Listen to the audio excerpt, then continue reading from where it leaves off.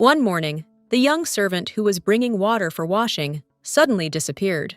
The next day, another servant disappeared while going to the market for groceries. Then the coachman who had driven the Duke was gone, and the horse returned completely alone. And even the chief secretary disappeared, leaving behind only his clothes. This time the gentleman asked suspiciously if this had really happened again today. True, the young nobleman's tutor vanished on the spot, and all that remained of him was a rag on the ground. The man grabbed his head, not understanding what was going on here. After all, no matter how many investigations were conducted, they never came to any conclusion. Time flowed on as usual in the Illiston mansion, until one day, the Duke noticed how a small dry tree next to the entrance to the mansion had, unnoticed by anyone, grown over the fence.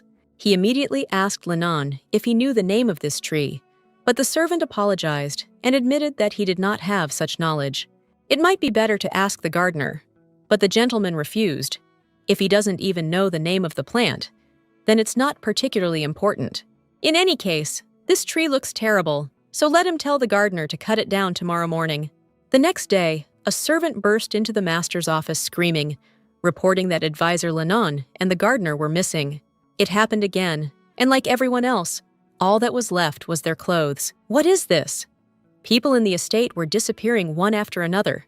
The Duke lost all his comrades, and he simply could not contain his grief. Looking out the window, it was hard to lose those who blindly trusted and followed him closely. Suddenly, his throat was constricted by fear from what he saw, and he only let out a quiet, sharp breath. After all, right outside his window, dozens of long branches, dry and hard as crackers, were piled up. Looking at all this horror, he wanted to hide. Was this tree ever this color before, and now it has become so huge? That night, he simply couldn't sleep. So many people died, he wanted to know the real reason. Taking a servant and a lantern with him, he headed into the garden. Suddenly, they both noticed some sharp movement to the side. The man screamed, asking the forest who was hiding there. It is unlikely that he would like the answer. After all, a second later, someone's hand emerged from the crimson roots of the tree. The tree swallows people, not believing his eyes. The man staggered and fell to the ground. After all this, the main gates of the mansion were sealed, but people continued to disappear. But they never managed to get rid of the tree itself. This story began 300 years ago, and it only grew stronger. After some time, leisurely footsteps were heard near the gates of the estate, and she finally found what she was looking for. The coal-haired girl saw a scarlet tree right in front of her, blocking the main gate of the Illiston mansion. It really does exist. It's just amazing. I wonder if she'll be able to get inside. If the tree had been cut down immediately, her appearance would have been much more dramatic. Instead, she decided to start using magic. She put her hand to the cold metal, and her red eyes lit up with flames. Fully focused on her mission, the girl ordered the door to be opened for her. And exactly a second later, the gates opened under a wave of magic. Only dust flew in cubes in different directions. The cursed Illiston mansion, whose gates have been closed for 300 years. The girl couldn't believe it. She really was the one who entered here first. A feeling of self-admiration appeared in her head. She had amazing powers, didn't she? Suddenly, she heard an unfamiliar voice order her to stand still. Apparently, they were worried servants. They did not understand how such a young lady could pass through the main gate. He ordered the maid to urgently inform the owner about this. And then the main news spread throughout the estate. The young lady was able to pass through the main gate. Less than half an hour had passed before they met over a cup of hot tea. The girl did not touch the drink and waited for the dialogue to begin. The servant reported that their workers actually saw her pass by the scarlet tree. They needed to hear what she had to say. Leighton's, or Illiston, otherwise known as the Archduke, was calm. How could they take seriously the words of a child they didn't even know? His elongated heavenly eyes stared piercingly into the soul, studying the guest's behavior. She overcame the mansion's first curse, the scarlet tree that feeds on people, without a single scratch. The idea that a child could do something like that seemed simply unbelievable to him. It was beyond his comprehension. And what does this brunette say? Her name is Simone, but she doesn't have a last name, because she doesn't come from a noble family. Placing the cup of tea on the table, the Archduke repeated once again that she had passed through the sealed gates. In that case, he is interested not only in how, but rather why she came here. The girl immediately and boldly confessed to his lordship that she simply wanted to offer him a deal. The servant became angry. How dare a commoner ask for a deal with his master? The girl suddenly stood up from her seat and was about to leave, since they didn't believe her. However, then she suddenly turned around and, with glowing red eyes, declared that the gentleman was cursed. And she was telling the truth. He didn't have much time left to live. After all, the skinned creature is hanging right now behind his back and grinning madly. It seems like it has been haunting him for a long time and doesn't seem to be going away. The worker kept trying to defend the honor of his master. But what kind of nonsense is she talking about? However, the girl had already asked permission to take her leave and was about to leave.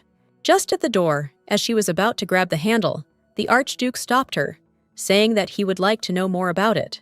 The brunette smirked. She knew it. He was too curious and wouldn't tolerate such a statement.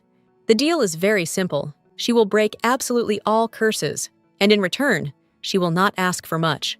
Let him just allow her to live in this mansion. It's not a difficult condition for him at all. Now the master was surprised in exactly the same way as his servant. In exchange for the removal of the curses, the girl only asked for support until she came of age. And this was the only condition of Simone, a 17-year-old necromancer. Well, in reality, the girl's name was Seo Hyun-jung.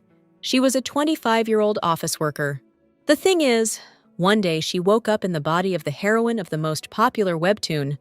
I awakened a hidden power when I woke up. The girl is able to see ghosts, but even as a child, other children began to bully her because of the color of her blood-red eyes. They threw piles of stones at her, asking why her parents had abandoned their daughter and run away. The poor girl tried to escape their attacks, and, while running away in desperation, she crashed into someone.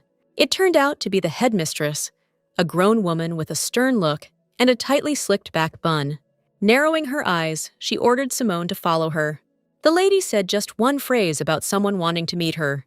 After some time, they met at the appointed place with a man in a black robe. The headmistress introduced her as the one she had already spoken about a lot before, and she happily declared that she was unique. They would not find another like her. Taking a strand of her long hair, she drew the interlocutor's attention to the fact that since ancient times, black hair and red eyes were considered special, something like a deal with the god of death. Well, couldn't this child be useful for research in their society? The girl tensed up when she heard the hoarse, enthusiastic answer. The hooded man thought she was excellent, and their occult community would gladly accept this necromancer. After some time in a secret occult research society, a group of people walked slowly through this place. It is really creepy. Dead people on the ground, holding strange figures and leaves with spells in their hands until the very end. Suddenly, they discovered an exhausted girl chained to the wall. The man immediately screamed in surprise. It seemed she could still be saved, because these occultists had not yet managed to sacrifice her. She was still alive. This is how Simone, who was one step away from death, was saved and went on a journey with the main characters. This is where the story ends. But the real end for Simone, who traveled with the hero, was a baby born with a gift. Destined to become the most powerful necromancer, she suffered oppression all her life due to the bad treatment in the world, and experienced such torment. And she was saved by the main character. But in the end, she voluntarily sacrificed her life for the sake of her comrades who saved her. Waking up from a nightmare at night, the girl, in tears, did not understand why, of all people, she had entered Simone's body. Suddenly, a huge hand rested on the blanket she was covering herself with.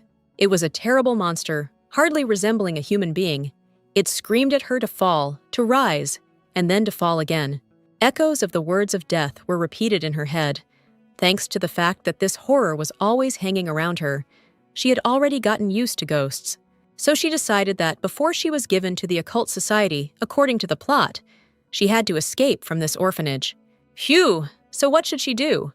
She can't hide the fact that she's a necromancer, and running away without a plan is a stupid and dangerous undertaking. And even if she were to run away, where could she go? Why didn't she awaken in the body of a rich noblewoman? Is coming home late from work and reading a couple of stories with a beer really such a big crime? While the girl, in despair and hatred, beat the air with her hands, she caught herself thinking, exactly, noble society. Yes, great. We can try it that way. It's the most important episode of the first season. Archduke Illiston kidnaps Simone to remove countless curses without warning Abel, and, breaking down, he screamed at the top of his voice that only a necromancer could remove these curses. The girl, bound hand and foot, for some reason said that she did not have enough strength for this, and then she apologized without ever awakening to her full abilities. Since even the Imperial Necromancer is unable to remove all the curses, the Archduke has no way out. He has completely despaired. This man in the original story played the role of a typical villain, but he was also a person who cared about his family. What if he helps her too? The girl manipulated him because he could easily take advantage of her abilities and then immediately drive her away. Therefore, she will remove the curses only gradually and will finish exactly when she comes of age. This is not gratuitous help. And she will also get hers, a large room and meals according to noble standards. If she wants, she is ready to sign a contract. Well, if something doesn't suit him during the process, they can finish at any time. While she was saying that they could just separate peacefully, the girl silently prayed that he would agree. While waiting for his decision, she repeated the request in her head 100 times, and then she turned around abruptly and promised that she was ready to put her life on the line. After all, this was her only chance to convince a man to take her. A moment later, he gestured with his hand to Keller to bring something. He returned with a huge book in his hands and an amethyst in the middle of the cover. It was a manual passed down through the family from one generation to the next. He heard that even necromancers have their own division ranks. So before hiring her, the guy wanted to make sure of her capabilities. He chose to start with something simple, and the girl began to leaf through the manual. Firstly, entry through the main gate is prohibited. You cannot approach it. It is better to use the bypass. The girl asked what would happen if all this was not observed, if she repeated the way she entered the territory today. The Archduke came closer and said with a cold look that if she fell through even a little, she would die. Simone became slightly withdrawn, but then pulled herself together and confidently declared that she was ready to accept his challenge. Night had fallen. The crescent moon gently illuminated the earth and all living things. The girl quietly followed the maid along the long corridor. Even before this, she asked his lordship a couple of questions regarding the destruction of the tree in front of the entrance. Firstly, the curse will be lifted in exactly 1 week. Secondly, everyone in this house, including himself, needs to go to bed early until all of this is over. And finally, she needed someone with no connection to the Illiston family or this house, someone skilled with a sword. Why do they need a swordsman to remove the curse? They need a skilled craftsman to cut down the tree. She could, of course, do it herself, but the curse cannot be lifted alone. The man believed that there was no need for strangers. He could also help. But Simone replied that the curse was placed on the houses, so that no one from the family could lift it. Moreover, from today on, his lordship needs to go to bed early. After all, if her predictions are true, then this tree secretly comes to life. When all the damned fall asleep, and when he comes back to life, he takes all those who are not sleeping. The tree was hunting people.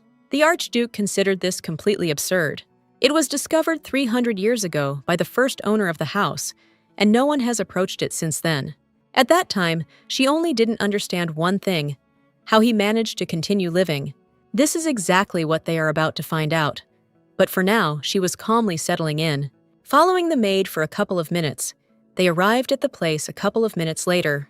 These chambers now belong to Lady Simone. The maid opened the doors, and the girl gasped in surprise at why everything was so sparkling with cleanliness. Entering inside, she looked around. Yes, this room was bigger than her 2 apartments. It looks more like a house than an apartment, and the furniture looks like it's covered in gold. She certainly asked for care, but she didn't expect this at all.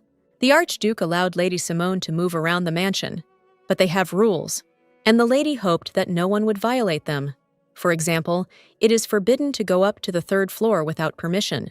It's clear from her angry expression that she's unhappy that such a girl has settled here, in the place she cleaned so carefully. Well, what can she do, whether she likes it or not? But now she lives here, which means noble life begins tomorrow. Sprawled out on the bed, she told the maid that she was going to take a nap and gave her permission to go. What a sour expression she had. She openly showed her displeasure. The noble atmosphere increased. Having swallowed the awkward situation, The lady nodded and said that she would send her a maid tomorrow. After wishing her a good rest, the girl was finally left alone. The next day, the estate grounds looked quite sunny from the window, as if there was no tree devouring everyone there. The new maid arrived early and greeted them with a trembling voice, saying that her name was Anna, and she will serve her, oh God. The poor girl, she is shaking from the sugar. The girl replied that she was pleased to meet him and offered to give him a tour of the mansion. The worker really turned out to be a good person who does her job well. Although she was nervous at first, she later showed everything well. The estate's territory turned out to be huge, and there were so many plants. How many people worked here for the good every day? And what a friendly atmosphere was in the air. Everyone was laughing and helping each other. But everyone outside the mansion thinks that it is hard for them to live here because of the gloomy atmosphere. Of course, they have strict rules here, and ghosts often appear. But over this time, they have gotten used to it and become stronger. Red Eyes glanced around quickly, and an observant glance caught the maid. It seems they really have become stronger, since they can carry such heavy weights. The maid apologized for talking nonsense, thinking she had said too much. But everything is fine. Thanks to her, the girl was able to soak up the atmosphere of the mansion. She decided to serve dinner right in her chambers, as an apology. Just a couple of minutes later, when they returned to the room, Simone found a beautifully laid table waiting for him. As she requested, they prepared the same food for her as for the owner, although it was unknown whether she would like it. The way she ate before could never compare to this. Thin porridge with moldy bread and sprouted potatoes. She didn't expect anything less from the ducal house, and Anna had done a good job today. The girl said that she would not rush to eat, so she could be free. The maid was shocked. But how could this be? She had to clean up after her. But Simone, taking the knife in her hands, declared that the time had come, the hour when all the inhabitants of the estate must go to bed. Had she forgotten about this, seeing a sharp object in the hands of a lady who already frightened her, the girl quickly changed her mind, and she began to bow almost to the floor, offering her apologies. And then she quickly said goodnight and left. Great, we can enjoy the feast in peace. However, the night was not as safe in this place as it seemed. The fire in the candles was already flickering slightly. It was as if someone's presence was moving him with its breath. The huge burgundy slimy with blood roots of the tree woke up. They immediately began making slurping sounds. But the lady did not notice this. She was carried away by her meal. Oh, what a juicy steak, so delicious that she's about to cry.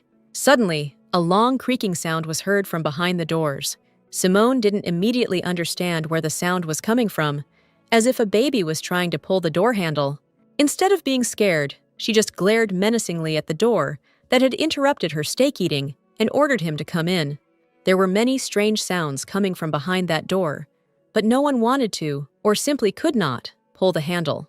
The monster, who had long since transformed into the Archduke, asked in a drawn-out voice to open the door for him, and assured him that it was Illiston. However, the voice begging to be let in did not sound like a man at all. And then the girl realized that the time had come. She walked up to the door as if nothing had happened, and asked in a calm voice what had brought him here at such a late hour. A dark voice was heard from the other side. He needed to tell her something. The monster continued to demand that the door be opened for him and pulled the handle. But the girl remained calm and replied that, unfortunately, she couldn't. And when the monster started twitching even harder, meticulously asking why, she used her magical ability to look through the wall, and she saw two huge eyes there, which came close to the door. The girl jumped back. What a horror! And the handle continued to twitch without stopping. No way! This is not the time to be afraid. We need to think of something right now. After all, when she initially came to this house, she knew that she would become the first prey, so she wouldn't be scared. And she certainly won't be defeated by that monster, who pretends to be an archduke. She understood that the creature would not leave her alone, and she realized that she really wanted to sleep now. That's why she can't open the door for him. Let him come exactly a week later, and she will gladly let him in. Hearing the guarantee of prey, the monster was very surprised. Could it really be true? He hoped that the girl wasn't deceiving him and would really open the door. Simone waited a long time for him to leave. It was already late at night outside, and then she decided to check if the monster had left. She wanted to open the door slightly, when suddenly something abruptly crashed into the wooden handles and began to shake. She just smiled nervously as he frightened her with his roar.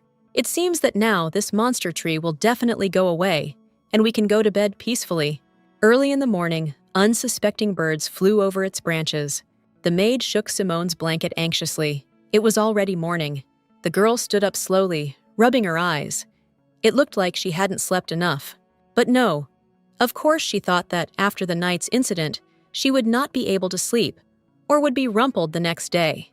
However, she slept like a log. This bed was like something out of a fantasy novel, simply superb. The maid was glad to hear it. The door handle is broken, but what happened last night is nothing special. It was just that a tree was breaking into her chambers, and she promised to let him in a week. Wow, this tree blocked the entrance to the mansion for 300 years. How did she manage to do it? The maid was already starting to worry. She thought her mistress was an ordinary good girl, but in fact, she possesses the power of death. Is she really a necromancer? Until his lordship calls her to him, she has the right to do whatever she wants. The girl was worried again, and shaking with fear, she said that the food would be served exactly the same as yesterday. While she's having dinner, the maid promises to ask everyone about their sleep patterns that night. Simone suddenly stopped this sweet girl, who again thought that something was required of her, but the lady decided to just thank her from the heart. Even if it was her job, she really was a good person. Rays of warmth from the sun slowly filtered into the room through the curtains. There was a calendar on the desk with days marked with crosses. The Archduke was informed that 3 days had already passed, and Simone was still sitting in his chambers. As Anna says, she never skips meals. Apart from this, she didn't ask for anything and never left the room. Having coughed, the servant turned to the master, asking for forgiveness in advance. This is not impudence, but does this child have the strength to break such a curse? He was worried that the stranger could only cause him unnecessary problems, and he still didn't trust her. In the future, they will understand if her words are true, and what if it is too late. The man just stood up from the table, asking not to worry about it. After all, it didn't matter to him at all what the result was. He was ready to wait a little longer. It is clear that in this case, it would be better to increase surveillance of her even more, just in case. Time passed, and the 6th day arrived. The girl, dressed in a clean, neat dress, finally left the chambers. The Archduke immediately noticed how good she looked. All thanks to him, of course. Suddenly, he noticed that her hair and eyes seemed to have become different. Well, yes, she used magic paint. It's just somehow awkward to reveal to everyone that she's a necromancer. She used the one he left. It's not a big deal. In general, he wanted to talk about the fact that she doesn't leave the room. He's interested in what she was doing there all the time. Taking a sip of tea, she replied that he shouldn't worry. The curse would be lifted, as they had agreed. Then the girl asked if they had done what she had asked them to do. The man closed his eyes in irritation, as if he had not achieved what he wanted from the conversation. And then he asked Kelra to come here and bring the one she wanted. A man with a sword, in a brown robe, opened the doors himself. And attracting attention, Simone slowly approached closer. Hearing his voice during the greeting, the girl turned pale. Taking off his hood, the incredibly handsome guy admitted that it was an honor for him. She had seen this handsome, blue-eyed blonde somewhere before. His name was Ren, and he was one of the members of that very same Travelers Guild. After the boy was introduced to the owner of the estate, there was silence in the room. He looked intently at the girl, as if studying her. In response, she looked at him in exactly the same way, feelings and emotions flaring up like a flame. This is exactly the man she will never be able to forget his face, one who hides his origins and wanders in search of lifting the curse of the royal family. One of the main characters in this story was Abel's companion, also known as Crown Prince Louis Dingbian. For some reason, he was imprinted in her memory as a tall blonde man riding a horse, a hero ready to save everyone around him. According to history, he should have met Abel around this time, so what is he doing here? He says he was busy. He was carrying out some order. Simone, without wasting any time, introduced herself and said that she would be working with him. The Archduke said that he would learn the details of the cooperation from the girl, but that he should not rush. The first thing he should do is go and talk to Kelram. He will take him and show him his new room. Closing the doors behind them, they left behind a mysterious trail. Meanwhile, information about the sleep patterns of the mansion's residents had already been collected for Simone, and she could familiarize herself with it. Taking the sheet of document in her hands, the girl began to read. Köhler and the Archduke were the last to go to bed. Well, the rest go to bed early, as it should be. Suddenly, the man opposite interrupted her from reading and asked if she really would get rid of the tree by tomorrow morning. Of course, yes, everything is almost ready, she finished. Once the swordsman has done his work, the tree will be gone by tomorrow morning. But he was still interested in what if it didn't work out. Well, of course, such an outcome is also possible. In that case, both she and the swordsman will be trapped. And then they will be eaten by this tree, and the deaths in the mansion will continue. It seems the Archduke was not very pleased with this version. But what surprised him most was that such a young girl spoke so simply about death. He waved it off and changed his mind about continuing the conversation on such topics. It doesn't matter, she can be free. Time passed faster, and now the sky was becoming colorfully painted, which reminded us of the imminent arrival of night. After a strange conversation with the owner of the estate, the girl returned to the room. However, even there she was unable to be alone with her thoughts. This guy was waiting for her, lounging on a chair. He thought she would be late, so he didn't wait and settled in beforehand, hoping that she wouldn't be offended. But no, she was terribly angry. He just continued to joke, judging by the importance of the employer. He should stand up and bow with respect. Now she seems to have remembered. This is exactly Louise's true character. Okay, let her sit down already. Before she explains the plan, we need to clarify something. The girl's expression changed, and she sternly asked Ren if he understood anything.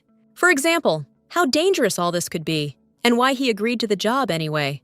Well, of course, he wouldn't have entered the cursed mansion without special preparation, and he wouldn't have come if he hadn't found out everything.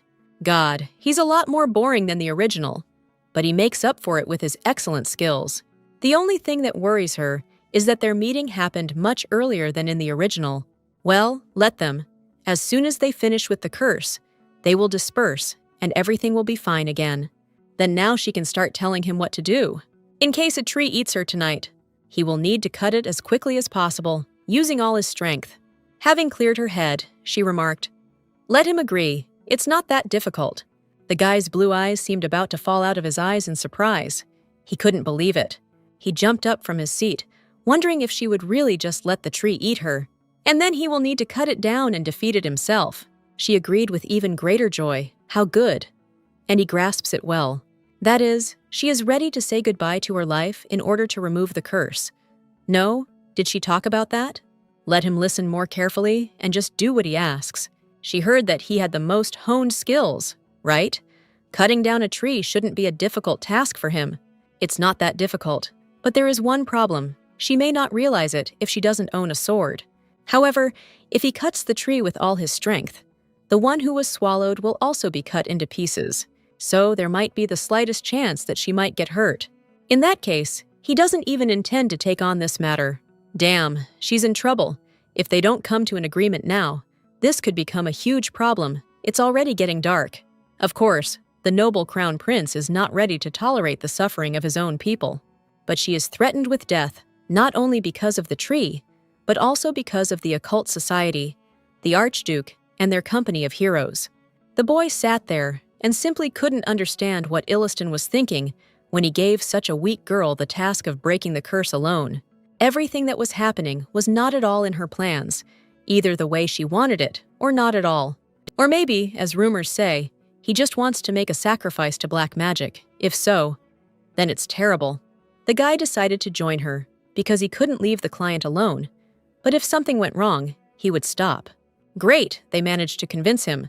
Then they will make sure that he knows that she values her life. And he believes that the girl, in turn, carefully prepared for all of this. Getting up from the table, he thought about what to tell her. And I decided to just wish you good luck and see you soon at sunset. After all, it is at this moment that the ill-fated tree will emerge from its hibernation. The night raven, sitting on a tree branch, uttered its last ominous croak, and then he quickly flew away, losing short black feathers in the air. Lady Simone had been warned in advance and was quietly reading a book when Sir Ren arrived. Having thanked Anna, she sent her to bed, and they needed to close the door from the inside. The guy was already dressed in everything necessary for the fight. Slamming the door, he locked it and said, This is the night they have been waiting for. And now, turning to the lady, he waited for clear instructions. She continued reading the book just as calmly, turning pages after pages. Let it just wait here, it will come soon. Taking off his hood, he came closer and began asking what kind of tree it was. Sitting down opposite, the guy did not understand how the tree could move at all and pose a threat. It looked more like a stupid joke. If he doesn't understand, then let him just wait, because all he needs to do is do the work of a swordsman. Also, from now on it is better to speak in a whisper. It became dark in the ladies' chambers. Night fell. The impatient man tapped his finger on the table, and in the end, unable to bear it, he wondered how much longer he would have to sit here like this. However, I decided not to bother this girl. She already seemed worried. She stood by the window and waited attentively. She was 17. Well, at least they were the same age. As soon as the blonde wanted to ask her something, they were interrupted by a sharp, loud knock on the door. Making a silent sign with her finger, Simone announced that it was here. The guy was shocked. How could a tree, your mother, come here on its own? Jumping up, he didn't understand what kind of nonsense was going on. He was even more shocked when he noticed that the shape of the tree has changed, as if some part of it is missing. Meanwhile, the knocking on the door became louder and more frequent. The blonde quickly ran up to them and, taking out his sword, ordered the lady to hide behind it. But the girl pushed him away. She had already explained the plan. She didn't need security. The guy grabbed her wrist, thinking she was just showing off. But of course, she is completely serious about this and wouldn't joke in such a situation. Okay, so be it. There was little time left, she will tell it again. The thing behind the door will eat her and then rush to the red tree at the main gate. As soon as it grabs it, let it jump onto the terrace and wait. This is the tree that needs to be destroyed. As soon as it returned to its original form, he would have to instantly cut it apart. The guy still didn't understand what it was. What kind of creature is this, and how will it turn into a tree? But there was little time. They were caught. It began. The girl asked in a sweet voice who had come to visit her. The monster with huge eyes stared at the handle, pretending to be a duke and reminding her that she had promised to open the doors today. It was the first time the guy had witnessed such nightmarish events in reality. It will soon break the door with such force. It's better to open it. She only managed to warn him that if he didn't want to die, then it would be better if he didn't move. The girl's silhouette froze in place, even though the monster was already inside the room. The girl with red eyes boldly looked fear in the eyes. The guy barely resisted the flow of wind, but still did not understand why she did not dodge. The monster quickly wrapped its tentacles around Lady Simone and lifted her up. She tried to overcome him with her magic, at least a little, but it was weak. He asked if everything was okay. The girl replied that it was bearable. It was time for the main part.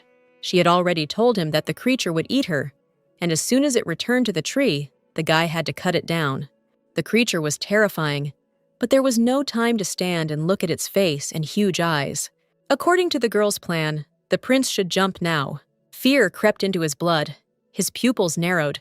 The blonde was afraid he wouldn't make it in time. Damn it. That means all the rumors about the Illiston mansion turned out to be true. So now is the time to play tag with the monster. Risking his life, he hadn't had such a task for a long time.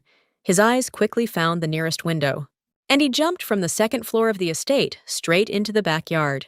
The glass fragments and the collision caused considerable damage to the monster. He fell to the floor, remaining in Simone's room like a lifeless piece of junk. But then a small hand formed from the clumped mass, and he carefully clung to the boards with it, trying to use his strength sparingly. After all, he had to crawl a huge distance just to return.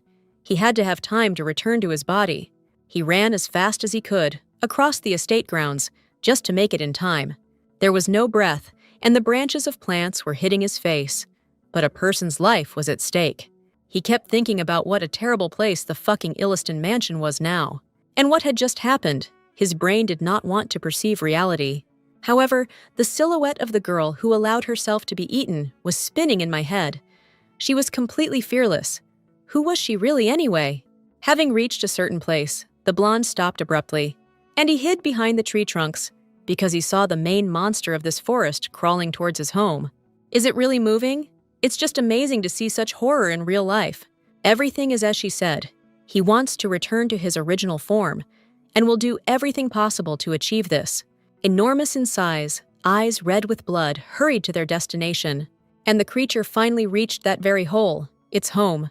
The boy watched attentively, standing to the side, as the huge creature clings to its handle to climb higher. He hadn't yet sensed from afar how terribly the tree smelled of rot. Could it be that Simone is inside it now? That's why it's shaking so much? He didn't even want to think about the fact that she might die. Suddenly, the blonde noticed even more movement inside the monster, and then even a kind of glow from within. It was like a curse aura. This ominous, suffocating energy made it hard to breathe. His throat was constricted by magic and a terrible stench. He couldn't stay here any longer. However, it was too early to be afraid. He had promised her to follow the plan, standing right in front of a huge tree, the trunk of which had grown larger due to the number of people in it. The boy gathered his courage. He remembered her instructions well, so he decided to grab the sword and do the job. Exhaling, he thought one last time about the value of his life. And then I remembered how confidently the girl did it. She thought there was nothing complicated about it, and she came up with a plan that if the tree did eat her, she would have to chop it down with all her might. That's why he swung his sword with all his might and finally did it. After the first blow, he didn't quite understand what was happening. What kind of tree is this that can be cut as easily as paper? His expression changed dramatically when he saw the cross-section of the trunk. Inside, everything was teeming with some kind of red growths of unknown origin. With all his strength, he was hit back with a counterattack, and he was thrown back a couple of meters. Now he seemed to understand that this was not just some kind of curse on the estate, and the real energy of death.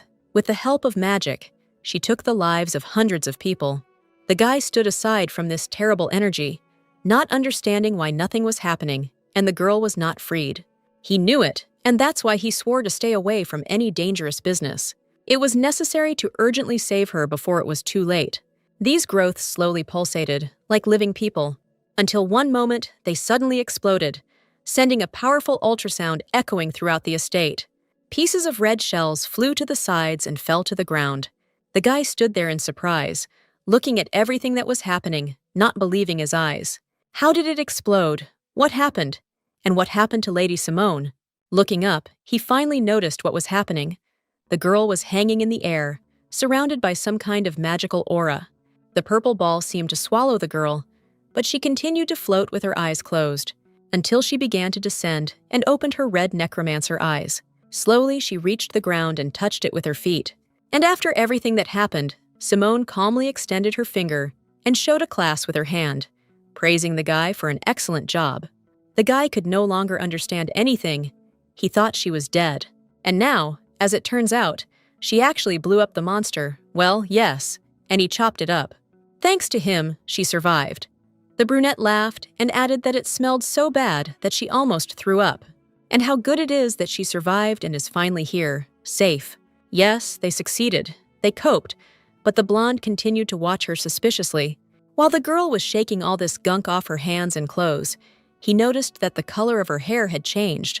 Just like the color of the eyes, it now turned red. The girl simply suggested returning to the room.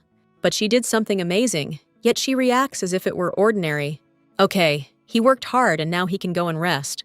She'd better wash herself, otherwise the stench is simply unbearable. Leaving him at the gate, Simone ran as fast as she could, saying that they would see each other tomorrow. Even when night fell, he could not come to terms with it and not think about her. Black hair and red eyes, emanating death energy.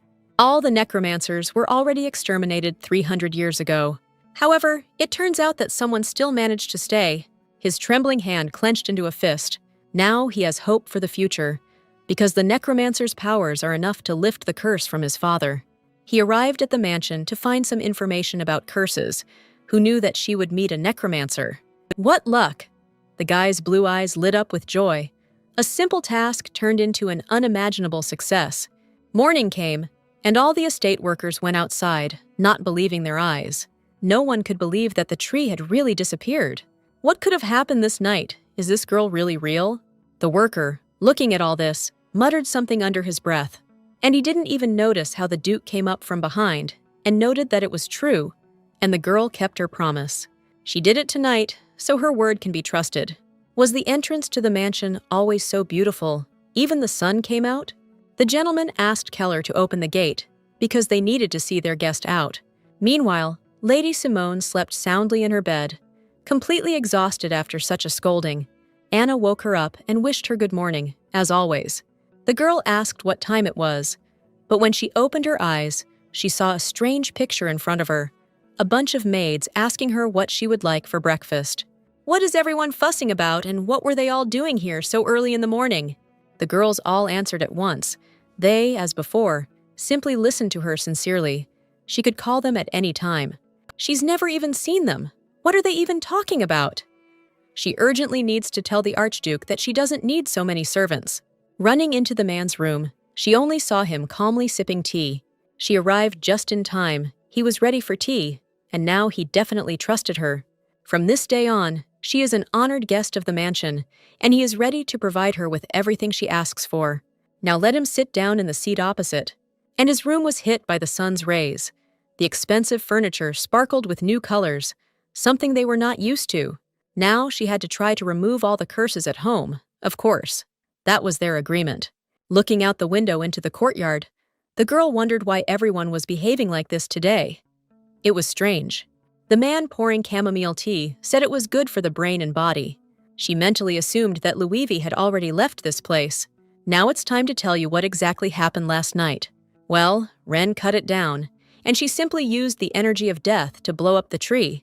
But the man wanted a different answer. He is interested in other curses, how this tree came to be, and why they couldn't get rid of it.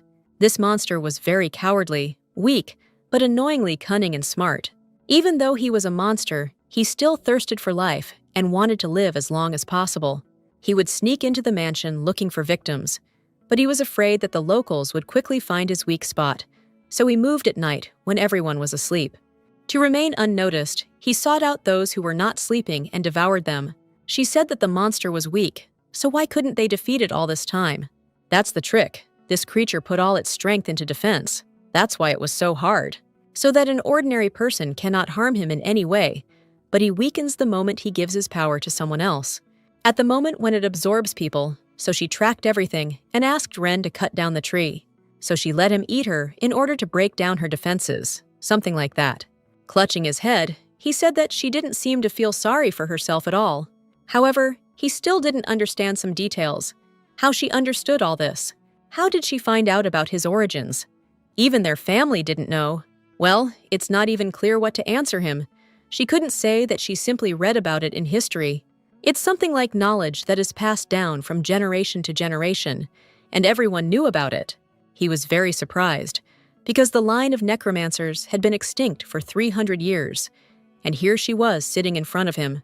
Great, he bought it and now wants to know more about it. After a short conversation, the man let her go.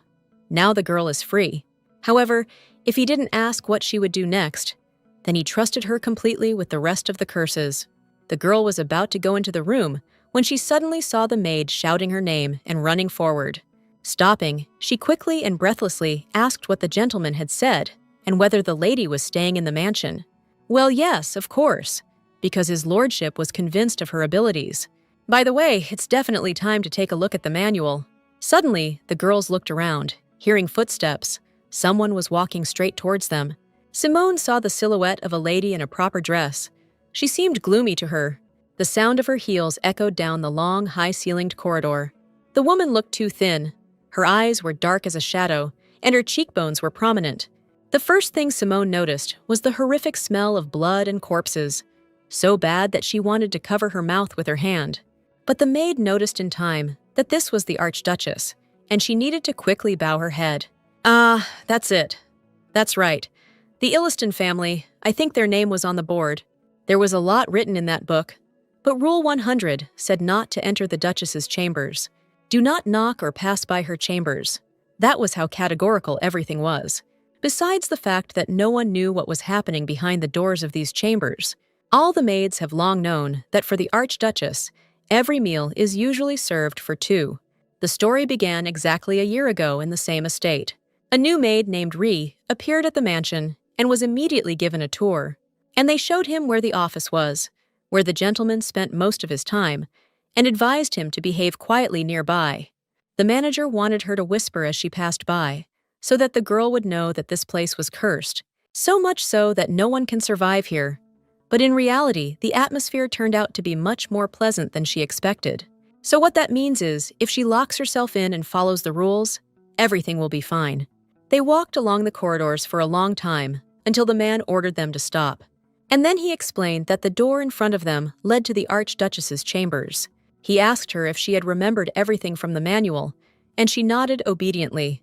I especially remember rule number 100. Do not enter the Duchess's chambers. Just looking at those doors made her feel creepy. Should the chambers look so neglected? The man continued to talk about how her cleaning area ended exactly where they were standing, and it would be better for her never to be interested in her ladyship's chambers, and let her not pass by them at all. And also, she only needed to do what he told her. The girl agreed once again.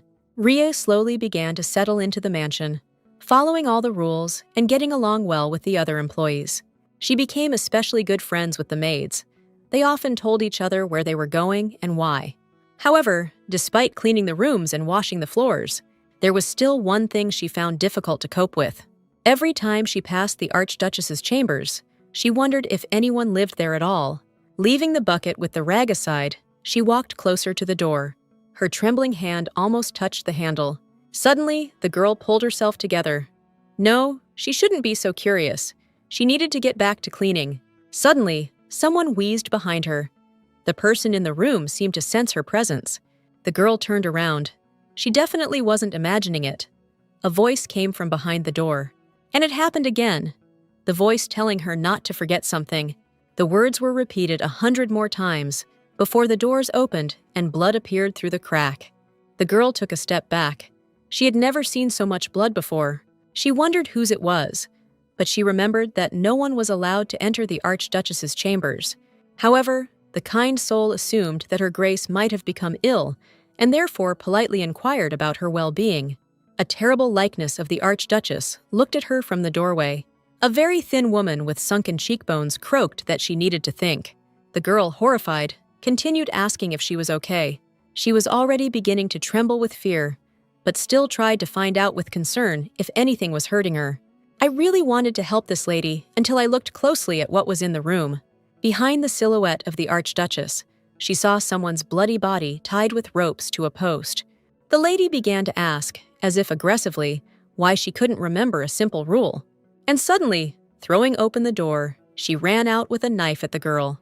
The maid ran as fast as she could, forgetting about the bucket and her duties. What kind of horror is going on in this estate? And why did her grace rush at her with a knife? The girl was already mentally saying goodbye to life, without any hope of salvation. Perhaps it was fear and haste that were to blame. But when she, pale with horror, rushed down the stairs, she stumbled on a couple of steps and, rolling head over heels, fell down, falling to her death. The poor girl didn't even have time to understand that she was dying. Tears were rolling down her face. Even lying in a pool of her own blood, she tried to call for help. However, the woman remained standing in place. And then she shouted at her that it was her own fault. There was no point in showing curiosity. This is the story behind this rule. The girl slammed the book shut, so apparently abruptly, that even the maid Anna was afraid that something had happened to Lady Simone. The curse from the last page of the manual was the main reason why Simone was kidnapped in the original. Upon first reading, it seems that the curse is connected to the Duchess, but in reality, it was placed on their son, Jace, who was forgotten by this world.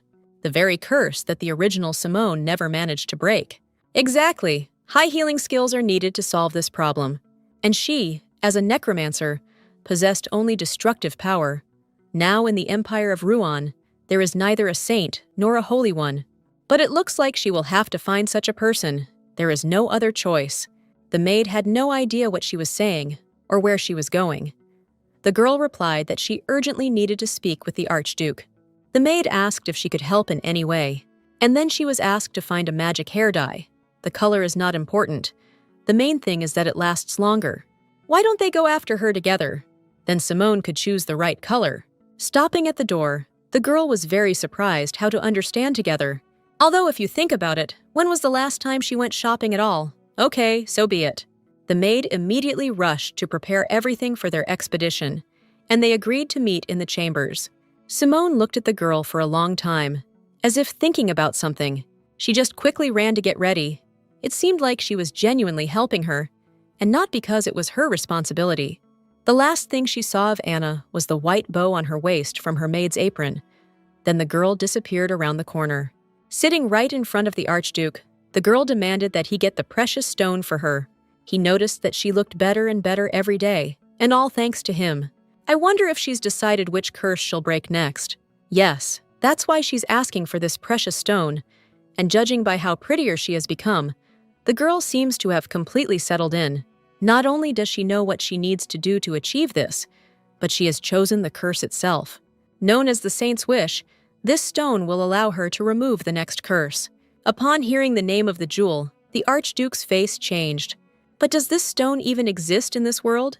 A magical stone from a story about the awakening of hidden power after a girl woke up. It is said that 300 years ago, a mysterious stranger gave her a holy red stone, which caused her to succumb to base desires. That is why the stone later received such a name. In an empire where there is not a single saint, only it possesses divine power. In the original story, it was never used on Jace, but if she tries to combine her power and the stone's power, she might be able to help him. The only problem was that even in the original story, the location of the stone was not revealed. It was said that he was found on the seashore by an old woman from a coastal village, but he thought it was a simple legend. But even if it does exist, it will be hard to find, because they don't know anything about it.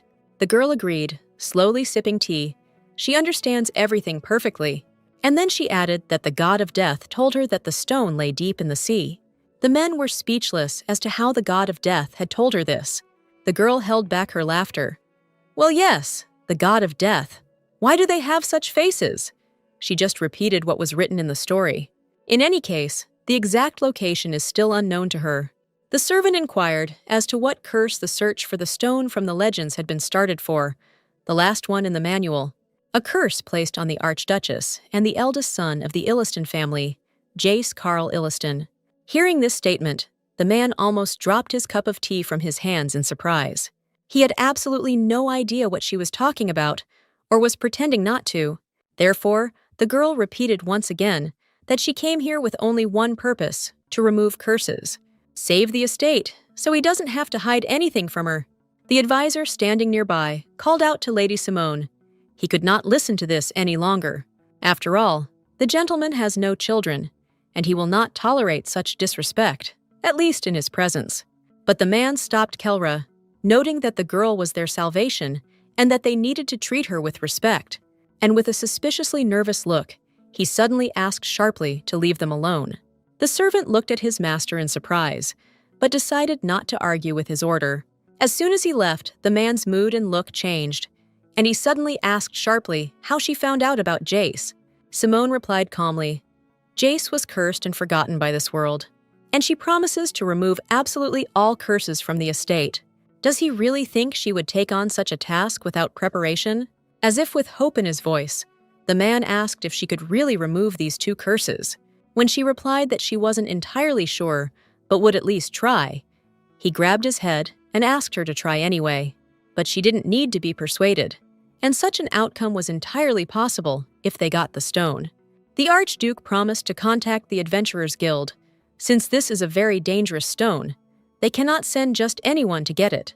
The girl was about to leave and was walking towards the door when suddenly a man's voice called out to her. He asked Simone with sadness in his voice if his son would survive if she lifted the curse. Opening the door in front of her, she replied that she didn't know. It all depended on his condition. She doesn't even know where he is yet. Turning around, she asked to call her when the guild sends someone. The days in the estate began to pass faster. The work of removing the curses was in full swing. The man asked to contact the Adventurers Guild. They would need at least 5 high-class adventurers from there. They shouldn't hire a magician, according to legend. The more a person uses magic, the more vulnerable he is to temptation. With all due respect, the servant asked permission to ask the master a question. He asked if there was anything he didn't know. Without turning around, the Archduke looked and admired the views of the estate from the window, and then replied that no, and he still won't understand how everything will be resolved. His friend will definitely find out about it. Enough talk and curiosity. The most important thing is that he understands what needs to be done. Yes. And today he received a message from an informant. Inside the folder is all the information. The shelter worker spoke as soon as he was given the money. It seems that the fact that the girl was a necromancer became known immediately. Apparently, her parents simply couldn't cope with her and sent her to an orphanage. Adolescence, dirty black hair. Who would need such a girl? No one understood. There were rumors that she often got into trouble. They say she even tried to commit suicide. She was too afraid of ending up in an occult society. In her place, anyone would have rather chipped in than fall into their hands. Studying the documents, the Archduke did not understand what they were all talking about. It turns out she came here to survive, and certainly doesn't look like a thief. Isn't the shelter she escaped from under his influence? That's right. The address given is within his territory. In that case, he no longer needed such a miserable place. The man gave the order to get rid of it, and the servant obeyed him at that very second. Suddenly, their dialogue was interrupted by knocks on the door. He quickly asked Keller to open the door. The door creaks, and the mysterious guest is allowed in. However, for some reason, he was in no hurry to do this. Only a couple of seconds later, a lady in a black fluffy dress carefully entered inside, looking straight at the man. Upon seeing the woman, the man's face and demeanor changed. His eyes became kinder, and he politely greeted Flory. Some time later, Lady Simone met a familiar face at the estate. A lot of time had passed since their last meeting. The guy smiled sweetly and complimented her. The girl looked good. Did she really think that, after the tree mission, he would join Abel's team, as it happened in the original story? The guy also didn't think that he would meet her again, but the Archduke hired him again. Of course, he is not the only adventurer, but since someone was needed, he volunteered to be the leader. Wasn't it fate that he seemed to have become much friendlier since their last meeting, and constantly complimented her radiant hair? Wasn't she a brunette? Oh, right, the girl grabbed the ends. Now she has blonde hair. Well, yes, there was. Magic paint works wonders, unless something is wrong. She hoped that the story would be changed, and the episodes with Simone and the Illiston family would be omitted. However, Luivi met her before Abel, and now seems to have decided to become her ally. Such a naive boy, and follows the first person he meets, like a duckling. Trying to justify this logically, the girl recalled the story. In the original, the guy joined Abel's squad because of his interest in the powers of necromancers. The Archduke greeted the boy with respect, even though he didn't expect Simone to come too. She just knew that he would call her anyway, so when they met Ren in the corridor, they decided to go together. Exhaling tiredly, the girl plopped down in her seat. They wouldn't mind if she told them details about the upcoming work. This time, Ren was required to find a precious stone. It didn't sound difficult. He had carried out such orders before, but this time it would be unusual. After all, what they are looking for is not a simple piece of jewelry, and is called the Saint's Wish. But isn't this stone a simple myth? Does he even exist? Ignoring the question, she began to talk about a quiet village on the seashore. And they say that the Saint's Wish was thrown from there into the sea, but she did not know where it was. All she knows is that this is a village where abandoned old people go to live. So when he meets someone there, let him ask if they have seen a red decoration in the sea. The shocked blonde sat silently, staring at the girl. If they hadn't seen anything like it, he would have to search the entire sea, and if he didn't find it there, he would have to look further. Even the Archduke himself suddenly rose from his chair, and looking expressively at the guy, with hope in his eyes, he asked if he could find this stone. Well, first we need to find the village itself. After all, this information is not enough, and he needs much more details. However, the search for the legendary stone is worth searching the sea. The sunny weather and light breeze improved the mood as much as possible. The guy suddenly asked Simone, since she knows a lot about this stone, whether there is a risk that he will be enchanted by the stone. But she only calmly replied that he shouldn't worry about it now. He's not so dependent on magic that he'll succumb to temptation. Ren seemed to have received an answer to his question, but his face still looked concentrated. He stopped Lady Simone in the middle of the road and asked her directly, wouldn't she like to join him and go after the stone together? The girl looked worried, as if she hadn't understood what he was talking about at first. But why her and not someone else? The guy already guessed where the village might be. Well, she knew a lot about the stone, so she would probably feel its energy faster than them. With a smirk on her face, the girl refused. Why should she bother so much if the Archduke had hired adventurers? If he thought that an adventurer was not enough to help, the girl could ask to hire a magician. Laughing, Ren repeated, "He doesn't need a magician, he needs her." It seems like a blush appeared on his cheeks. Phew, what nonsense! The girl turned sharply and walked away, reminding him that it seemed like it was time for him to go. The guy asked where she was going, but the girl rudely sent him to get to work, and she had her own plans. She's already said everything, so why does he keep asking if he can join her? The irritated girl at the door turned around sharply and asked why he was so intrusive. Why is he trying to act like he's her servant? Although, wait a minute, that's a good idea. Thinking about this guy again, she invited him to be with her. He smiled and blushed again, of course, because he was interested in Lady Simone. Well, and the power that she possesses too. The girl stepped closer, and she said that if he really wanted this, then she would allow him to be with her. There is only one condition: he will be nearby as an employee. The blue-eyed boy's pupils narrowed. He was caught off guard. The employee apparently didn't expect to hear this at all. Well, yes, he is a high-class swordsman, and since Ren accepts quests from the Adventurers Guild, it means he is also good at gathering information. And she just needs such a reliable person, and he said that he wants to be with her, because she is interesting to him. Simone guessed that he had never received such an offer before as the Crown Prince, and his face confirmed it.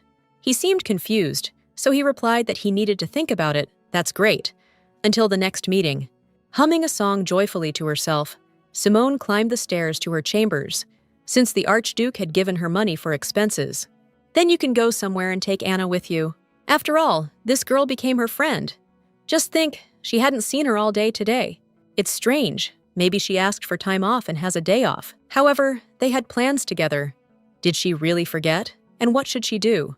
Simone screamed her name as she searched, forgetting about Rule 88. You can't search for a missing servant. The girl decided to just go to bed and figure it out in the morning. However, she woke up in a warm bed too early, from the noise of the maids around her, who immediately began asking how she slept that night.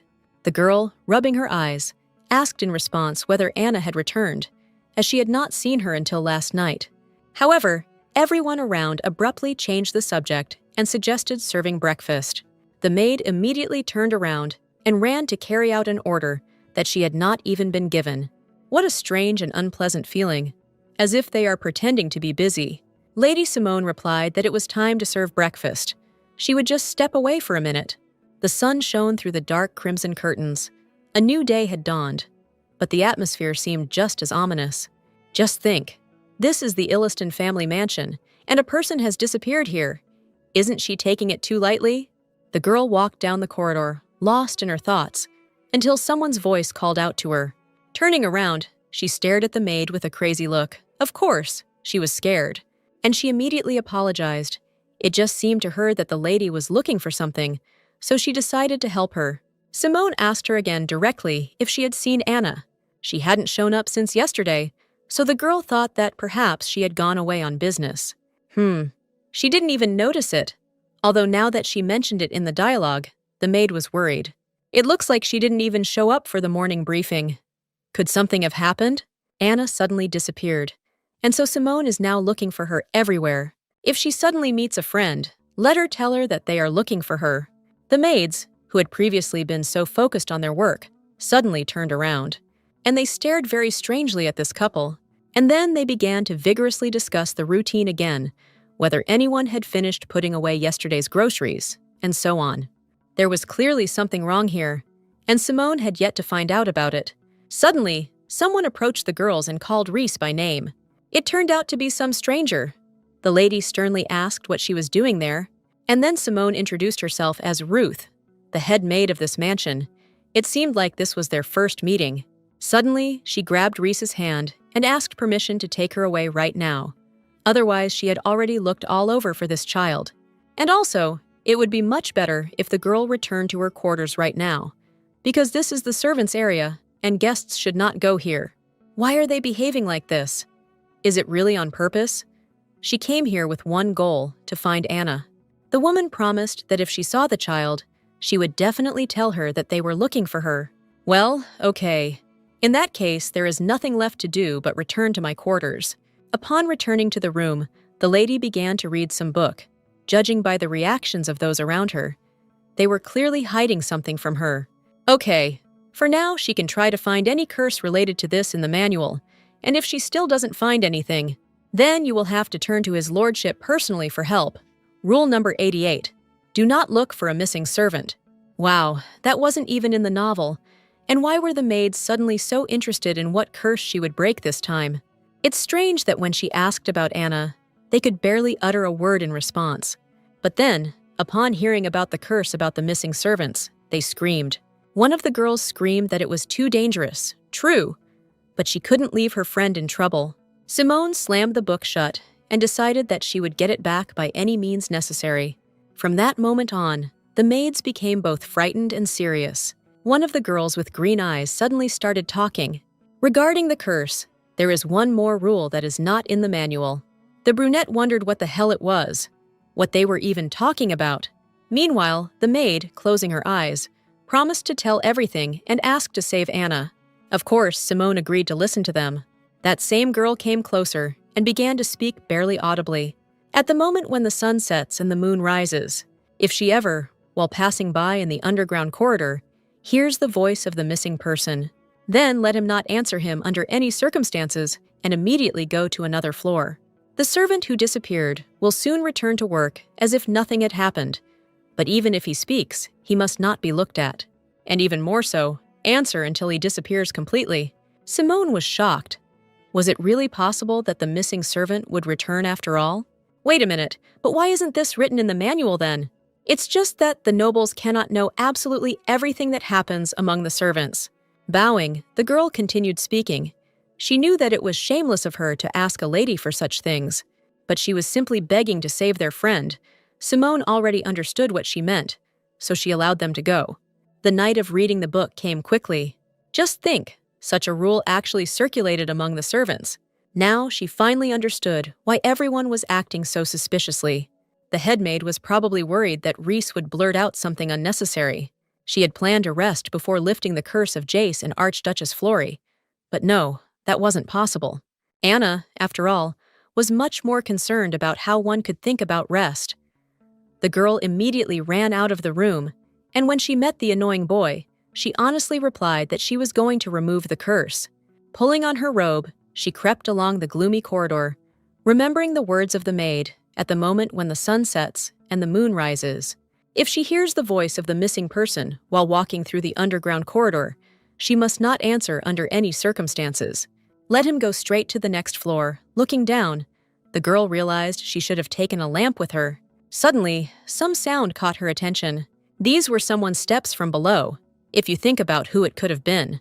Another maid who might fall into this insidious trap. The little naive child who came to this estate to work, honestly, has already fallen for the trick.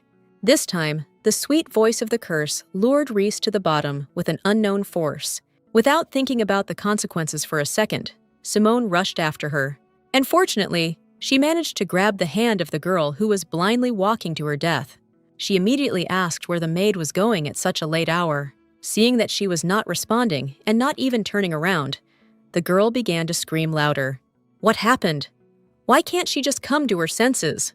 Suddenly, the girl turned around in tears. Her face was full of horror, and she said that her body simply did not obey. This can't be true. Could she have already fallen under the influence of the curse because they talked about Anna's disappearance?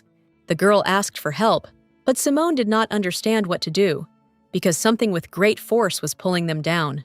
At this rate, she too might get sucked in, wondering what the hell was going on, and why that door looked like a black hole. An alluring, huge hole, begging for a quick surrender. Suddenly, they both heard Anna's voice coming from right there. Enchanted, Reese gave in and started spouting complete nonsense, as if she was wrong, and asking her friend for help. Both girls were now shoeless, lying on the floor, fighting for Reese's life as best they could. The girl was shaking and gasping for breath, and her face was wet with tears. Suddenly, she felt a warm, gentle touch on her face. It was supposedly the angelic silhouette of Sister Anna, but in real life, a terrible monster turned out to be in her place. But no, in an instant, huge and long red tentacles threads appeared from the hole. Ignoring her inner fear, Simone rushed to the girl's aid and asked Anna to let them go. Grasping these long, thin threads, the girl herself was worried about getting entangled in this horror. Pulling it towards herself, she realized that this material was an endless illusion. The creature that had previously called itself Anna was already holding the silhouette of a fragile girl in its tentacles. The terrible monster made of incomprehensible fibers beckoned to itself more and more. However, Simone was not going to give up so easily, where she decided to take her friend. Reese needed to hold out a little longer. The necromancer was already starting to use magic. Just one powerful flash of magic and a wave of the hand. The monster's face began to corrode. It seems to be working a little more. A couple of seconds later, the maid flew a couple of meters to the side. And then she fell to the ground. Her friend rushed towards her. Having raised the maid to her feet, she immediately asked if everything was okay with her. The girl whimpered quietly in her arms, thanking her savior. However, the curse has not yet been lifted. And to remove it, one must know the true nature, so it is likely not gone yet. And what's more important, can the girl even explain what happened to her here? The maid, her hands shaking, clutched her head and began to tell her story. She was walking down the stairs and suddenly heard Anna's voice. And then it was as if she was bewitched, and her memories were cut off. When she came to, she was already lying here on the floor. Simone stood up and asked Reese to return to the room alone. No, not that. The girl immediately understood what she was up to. Not that. She's not going to go there. No way! It's so dangerous! The girl pounced on her with hugs. The grip was strong. She simply begged her to return to the chambers together. But no, she was right here and stayed to do something dangerous. But if she is too scared alone, she can take her back. The girl replied that she would go herself and wished Simone good luck and that he be careful. Great, so it's time to go. Having entered through the portal, she seemed to have already walked a long distance, and there was no one around. The area around was too gloomy, concrete floor and walls.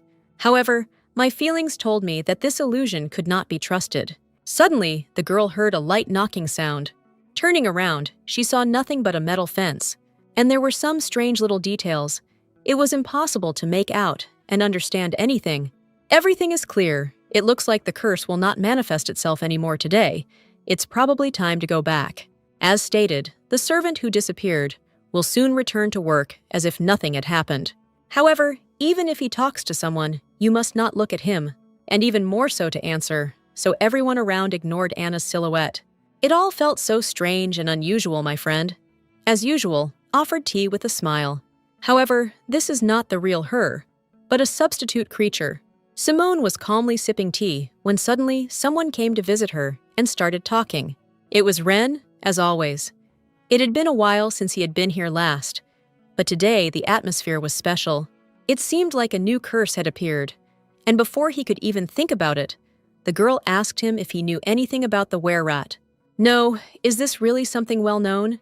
In general, yes. In the village where she lived, there was a legend about it. The rat collected and ate human nails for a long time, and why did it turn into a human to take his place?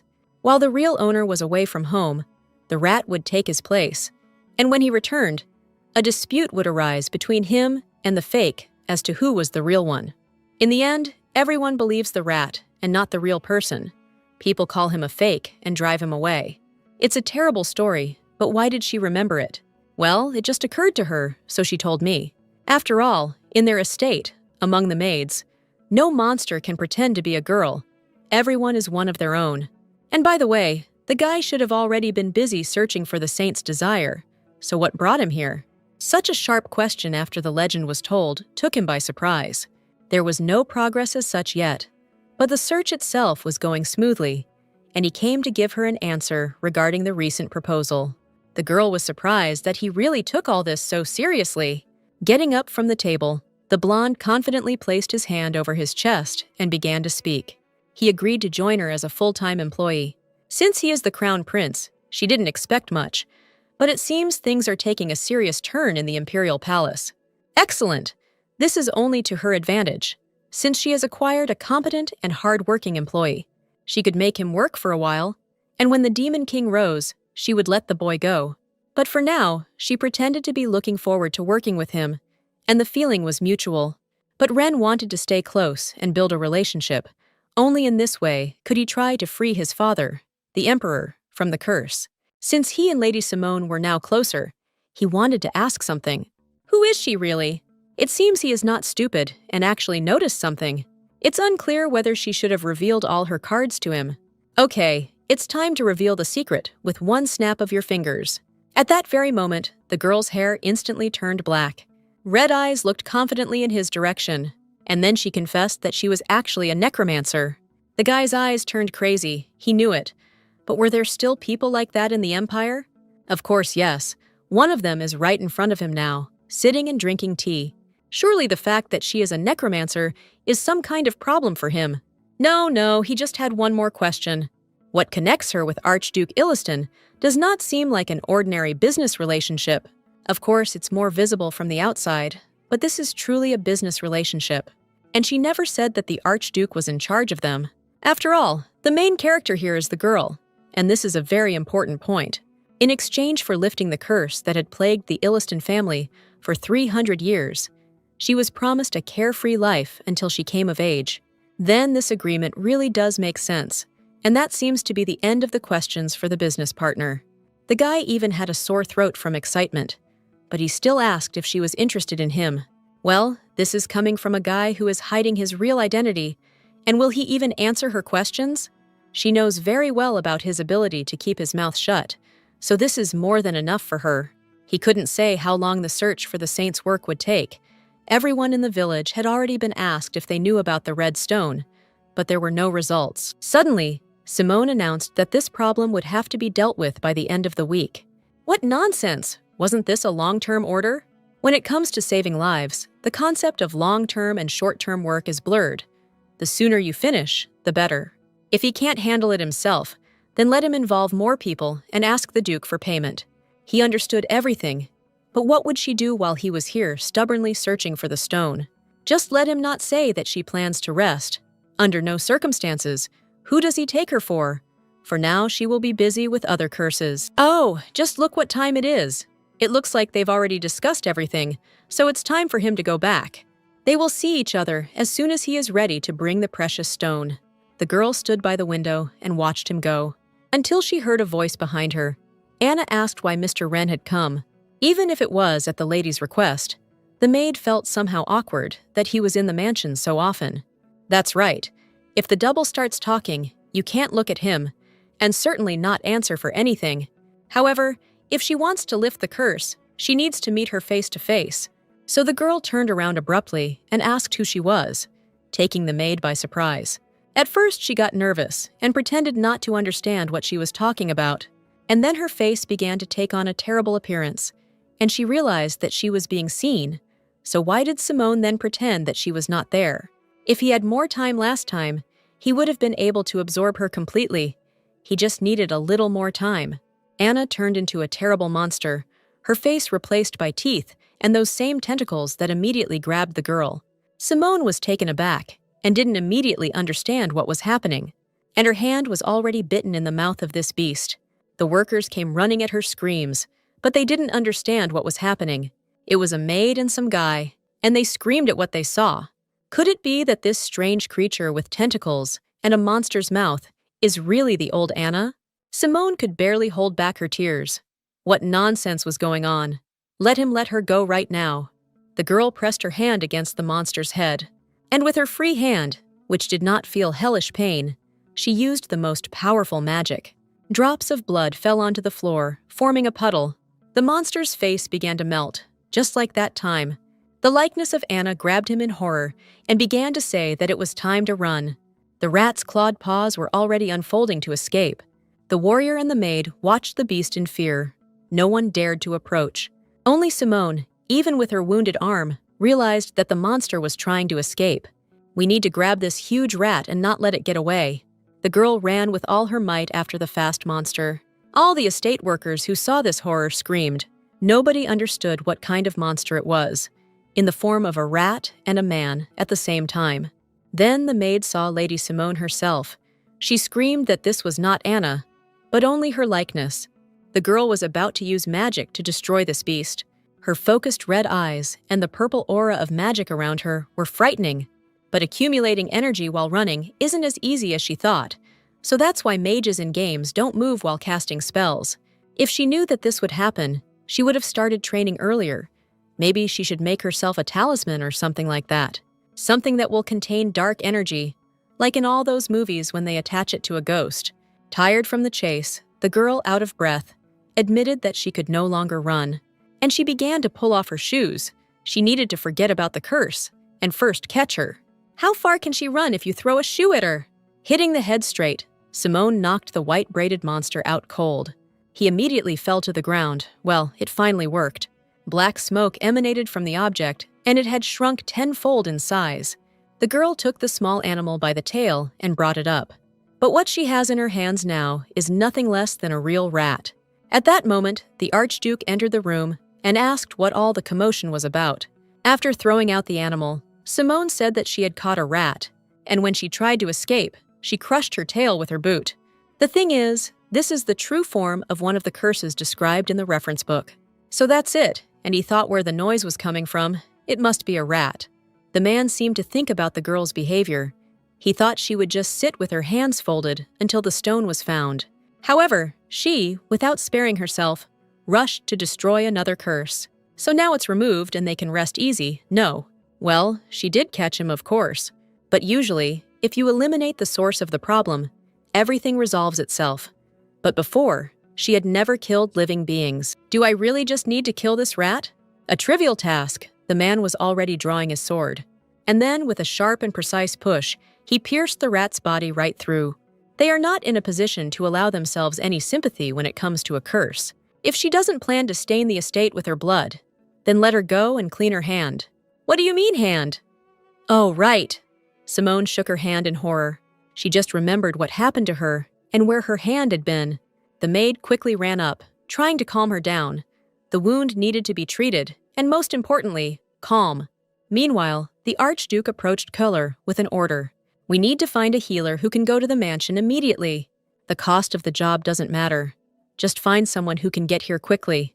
The Archduke was about to leave, but suddenly a girl's voice called out to him, asking him to find Anna.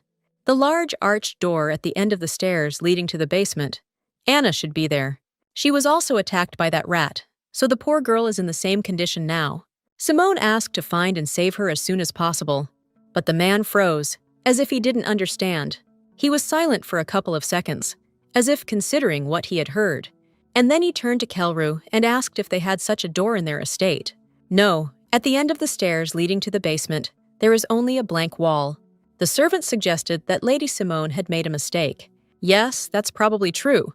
But since Anna, the maid, should be there, let him come down and check this place. My friend was found in the basement hallway. She's currently unconscious, but she's receiving medical attention, so she should wake up soon. As the lady said, the maid's wounds are there, but they are deeper, so serious that with proper treatment, amputation of the fingers was the best solution. Thanks to Lady Simone, who insisted on a healer, she is now undergoing treatment and is making a successful recovery. Surely tomorrow she will be able to return to normal life. Oh, what a relief. The lady was happy and sent the servants out of the room. However, one of the maids remained and asked if the necromancer had any healing powers. Since she doesn't have that kind of strength, maybe she should have tried to stop the bleeding herself. And how could she possibly have tried to catch a rat with a hand like that? It must have been very painful, and all for the sake of saving Anna. The girl just yawned. Well, maybe that's enough whining. The evil maid seemed to stop her flow of speech, gritting her teeth. And then she sweetly said that she was very grateful for saving Anna. After all, if it weren't for Lady Simone, the girl would have died right there. She also apologized for her earlier rude behavior. Does she really talk about her daring antics before? Pfft, nonsense. The lady lay back down on the bed and replied that there was no need to thank her. She could not have done otherwise and not saved Anna. And even if it had concerned someone else, she would have simply ignored it in accordance with the rules of the estate. The girl's last words greatly frightened the maid. She clutched her white apron in her hands out of nerves, and then she turned sharply and walked away, repeating that she was still grateful to her. She'll bring food later, so for now she can sleep. Gossip in the estate spread even faster than breakfast in the chambers. Just a few days later, Simone saw her friend again. She looked very happy. Thanks to the healer, her hands were completely healed.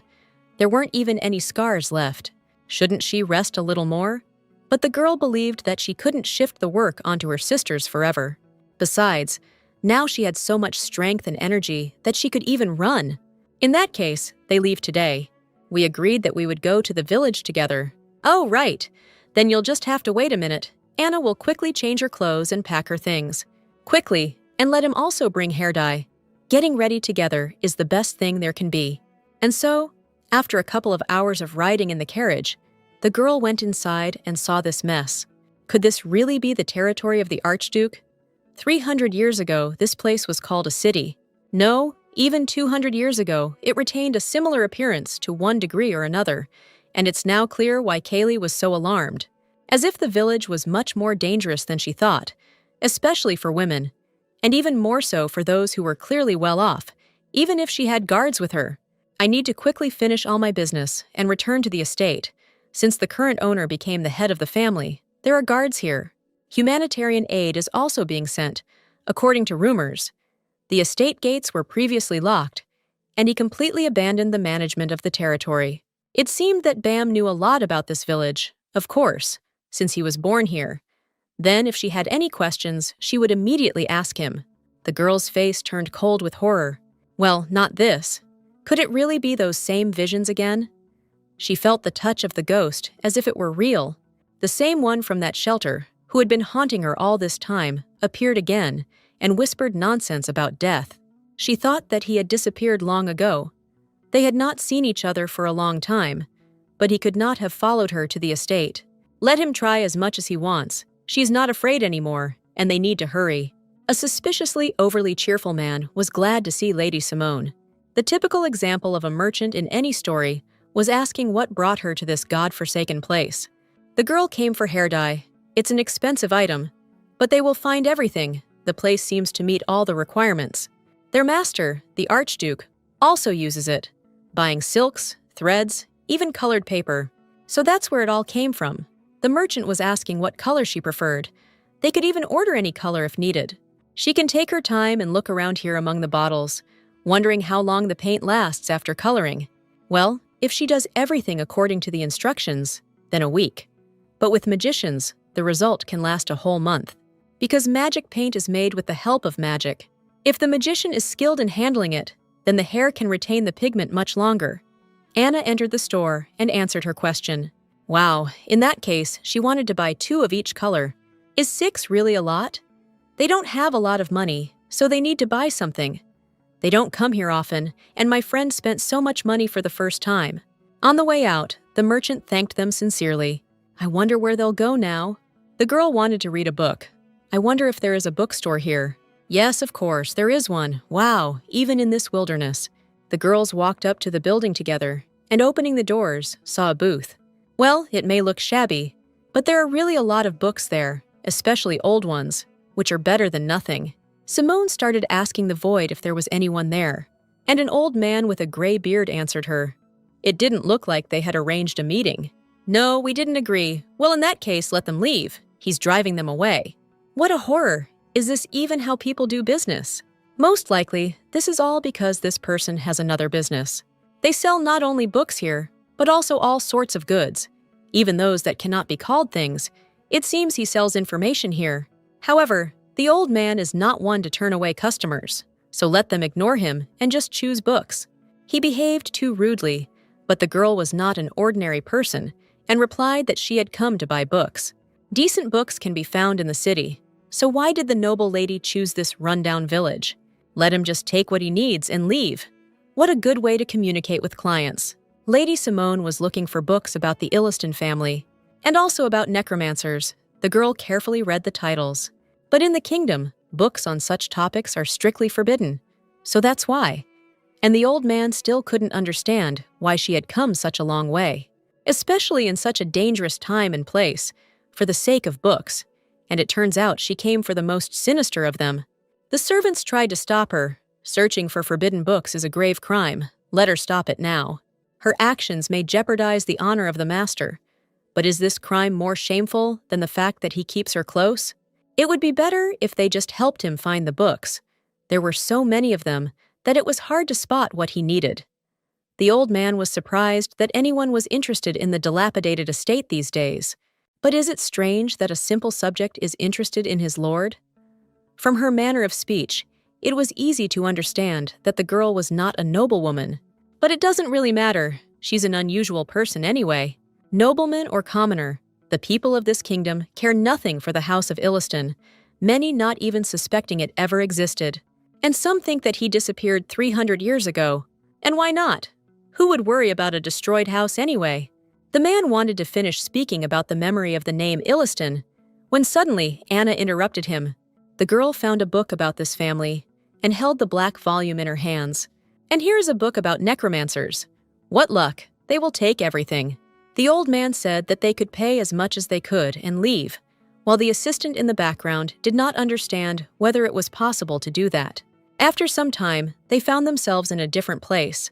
Sitting down on a bench in a neat dress, Simone asked Anna how often she went to this tavern. She replied that she didn't do it often at all. She just dropped by from time to time when she was out running errands. The girl nervously asked the lady if she was happy with the place, since it was just a simple eatery where you could get a filling meal for cheap. She was afraid that the quality of the food was not the best, and she might not like it, so that's what her friend was worried about. Simone nodded in understanding and decided to reassure her. She is also a commoner, and no different from them. If that was the end of her worries, then there was an offer to order something. After a hearty meal, the girl immersed herself in a book. She glanced through the pages, a chronicle of the Illiston family, something she was already familiar with. Anna warned loudly that the books she might find on the market were most likely just a collection of rumors about this family. No one could say for sure where the truth was. Even members of the family themselves did not know why and when the curses were placed. Surely, if the leader of the people who lived 300 years ago does not personally tell the story, the secret will remain unsolved. However, Anna herself seems to know enough about this family. The girl was scared again, because she works there, but she can't really understand anything. Oh well. Simone started on the new volume, surprised that anyone had managed to sell it at all. Inside, everything was as usual. A description and physical characteristics of the necromancer, birth and observation. Dozens of pages were flipped through one after another, but there was nothing useful, until the girl got caught up in the fall of Anassus, the last necromancer, and how the necromancer ended his life on the gallows. Without showing any reaction, the girl coughed. It was too dusty here to read at the table. Perhaps she would do that later. By the way, now she had questions for the guy too.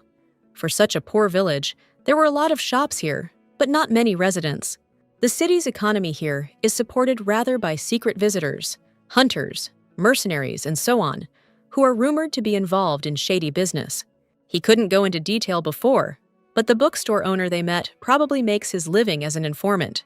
This territory is ruled by a family that is completely ignored by the kingdom. There are few local residents, and there is zero oversight. So the place is ideal for dubious deals. But didn't he say that the new Archduke has turned his attention to these lands? The gentleman is really trying very hard, but some things are simply impossible to handle, and he himself doesn't know all the details. But, from his lordship's point of view, the functioning of the economy here can already be considered a miracle. Anna agreed. After all, thanks to the fact that Lady Simone is with them, things are getting better. But she is only here to remove the curses from the estate. Suddenly, Simone fell silent and looked away in surprise. She froze in shock, asking what it was. But Anna didn't understand what she was talking about. Her friend quickly waved her hand, as if protecting her, and ordered her not to look in that direction. But she had already thought that today would pass without incident. At first, she thought it was just a man with some strange long hat. But now that he was closer, she could get a better look at the details of this horror. While Simone stared at him with wide eyes, he calmly asked something. His blue eyes seemed angry to her, and his voice asked where he could buy all sorts of things. It was just that he was here for the first time and was a little lost. The man looked so polite from the outside, but those pairs of eyes were looking straight at her. With a trembling voice, she answered, "About 2 blocks to the left of this place." He smiled. What a relief that he wasn't too lost, by the way. It seemed he had never had the pleasure of meeting a lady before. Just think, he had never met someone so beautiful. Maybe she just doesn't like banquets and such social events. Simone hesitated to answer, but in her mind, she wished for him to go away and get lost. The man extended his hand and introduced himself as Viscount Chose Oliver, and since fate had brought them together, perhaps it was worth getting to know each other better over a cup of tea. This made her angry. How much longer can one talk? If he came to such a place for a reason, let him refrain from such questions. Oh, what a pity. The blonde, with the same creepy smile, apologized for the inconvenience and took his leave. Well, really, he's finally leaving. But that swarm with a bunch of eyes turned out to be a black shadow of a ghost. Simone was frightened, although it was not the first time she had seen such a sight. When the man turned away and walked away, she saw the body on his shoulder even better. And for some reason, at that moment, it even seemed to her that the ghost was about to fall right on her, so she leaned away. Anna, surprised but cautious, asked if everything was okay with the lady. She leaned over and remained standing to the side, paralyzed by fear. Only after hearing her friend's voice did the girl realize that everything was okay. Looking at her hands, she didn't see a ghost. Nothing happened. And this ghost that was sitting on his shoulder disappeared, simply evaporated like a bad dream. The surprised man returned to ask if the lady was okay. She quickly began to collect the books into a stack. Everything was fine. Maybe she just imagined it. However, the trembling in his hand gave away a premonition that something was wrong here. Turning to her friends, the girl ordered them to get ready, despite their discouraged faces. They need to get back to the mansion immediately, regardless of whatever the hell just happened. They returned to the estate only at night, having made a difficult journey. Little changed in the maid's work during their departure. As always, they carried out their assignments and chatted pleasantly with each other. However, the head maid was still not happy with this. She was angry that they were slacking off while no one was looking. With her shout, she quickly sent them back to work. So much noise for just a short break. And why does she act as if she is the only one working in this estate? However, Lady Simone had something she wanted to tell them, so she asked them to stay and gather together. The girl handed them some leaves and told them to take 10 of them each. She bought them today in the village while she was on a trip. From now on, they will all use this as some kind of amulet. She will need to fill these leaves with her power, so let them cut them to the right size themselves. There were a lot of them, so it's better to do this in your free time. Only one senior maid decided to rebel and asked why they were doing this. And in a rude manner, she advised Lady Simone to better focus on her work. While sipping hot tea, she asked a counter-question. What if this is her job? She does all this so that no one else can suffer from the curse. As it did with Anna, it is only for their own protection. Of course, she would be lying if she said that she was not doing this to make her life easier. But still, moreover, it was high time to put this evil maid in her place. If the girl says so, then fine, she agrees. And then the girl politely asked if Simone was okay. I just heard from Anna that she suddenly became ill in the village. The girl's red eyes dropped to the floor, and the silhouette appeared in her head again. She certainly wasn't mistaken then, and she's more than sure that this thing was definitely looking for something then. Moreover, she remembered one more small detail. The same ghost that had been sitting on her shoulder the whole time she was looking around immediately ran away as soon as it sensed danger.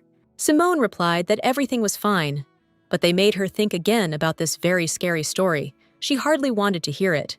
The maid did not agree to listen to her and asked her to forget about it. She was just curious. Okay, enough chatter. It's much better to get ready to prepare another amulet for the Archduke. A faithful servant came into the man's chambers and asked what he would like for dinner. But he was more interested in how well Flori ate. She always left more than half of the food untouched. However, it is better not to forget that the number of dishes they serve is large, so this is not critical. And regarding the Adventurers Guild, the message they received today said that they found the Saint's wish. Is this really true? Why didn't they tell him about it right away? The guild decided to immediately go to the magician Orkin to make sure it was authentic. However, on the way they were attacked. Apparently, the gem was stolen by someone very capable. Of course, this infuriated the Duke. What idiots, and Ren, he is the best among swordsmen. How could he allow the robbery? They replied that the enemy was skilled in his abilities. He immediately defeated their group and fled. Ren's squad went in pursuit. So they have to find him soon when time is running out and everything has started to go wrong. The man seemed to feel how, with each passing day, Flory and Jace were losing themselves more and more. All hope was on the girl who decided to try to remove 2 curses. She didn't give a clear answer, but her face was filled with a strange confidence. If only he had found out about the necromancers a little earlier. If he had not delayed in removing the curses, would his family have been different then? At that very moment, there was a knock on the door from Simone. The girl entered in a simple dress, almost a nightgown, and closed the doors tightly. What brought her here, if she didn't come empty-handed? Approaching the Duke, she looked him straight in the eyes and handed him some leaves. And she said that it was an amulet, made by impregnating a thin sheet of paper with her power. However, this is still an experiment, so it may not work as expected. She just thought it would be a good idea to use it to avoid more victims in cases like Anna's. After staring at the paper for a long time, the man barely managed to utter his gratitude.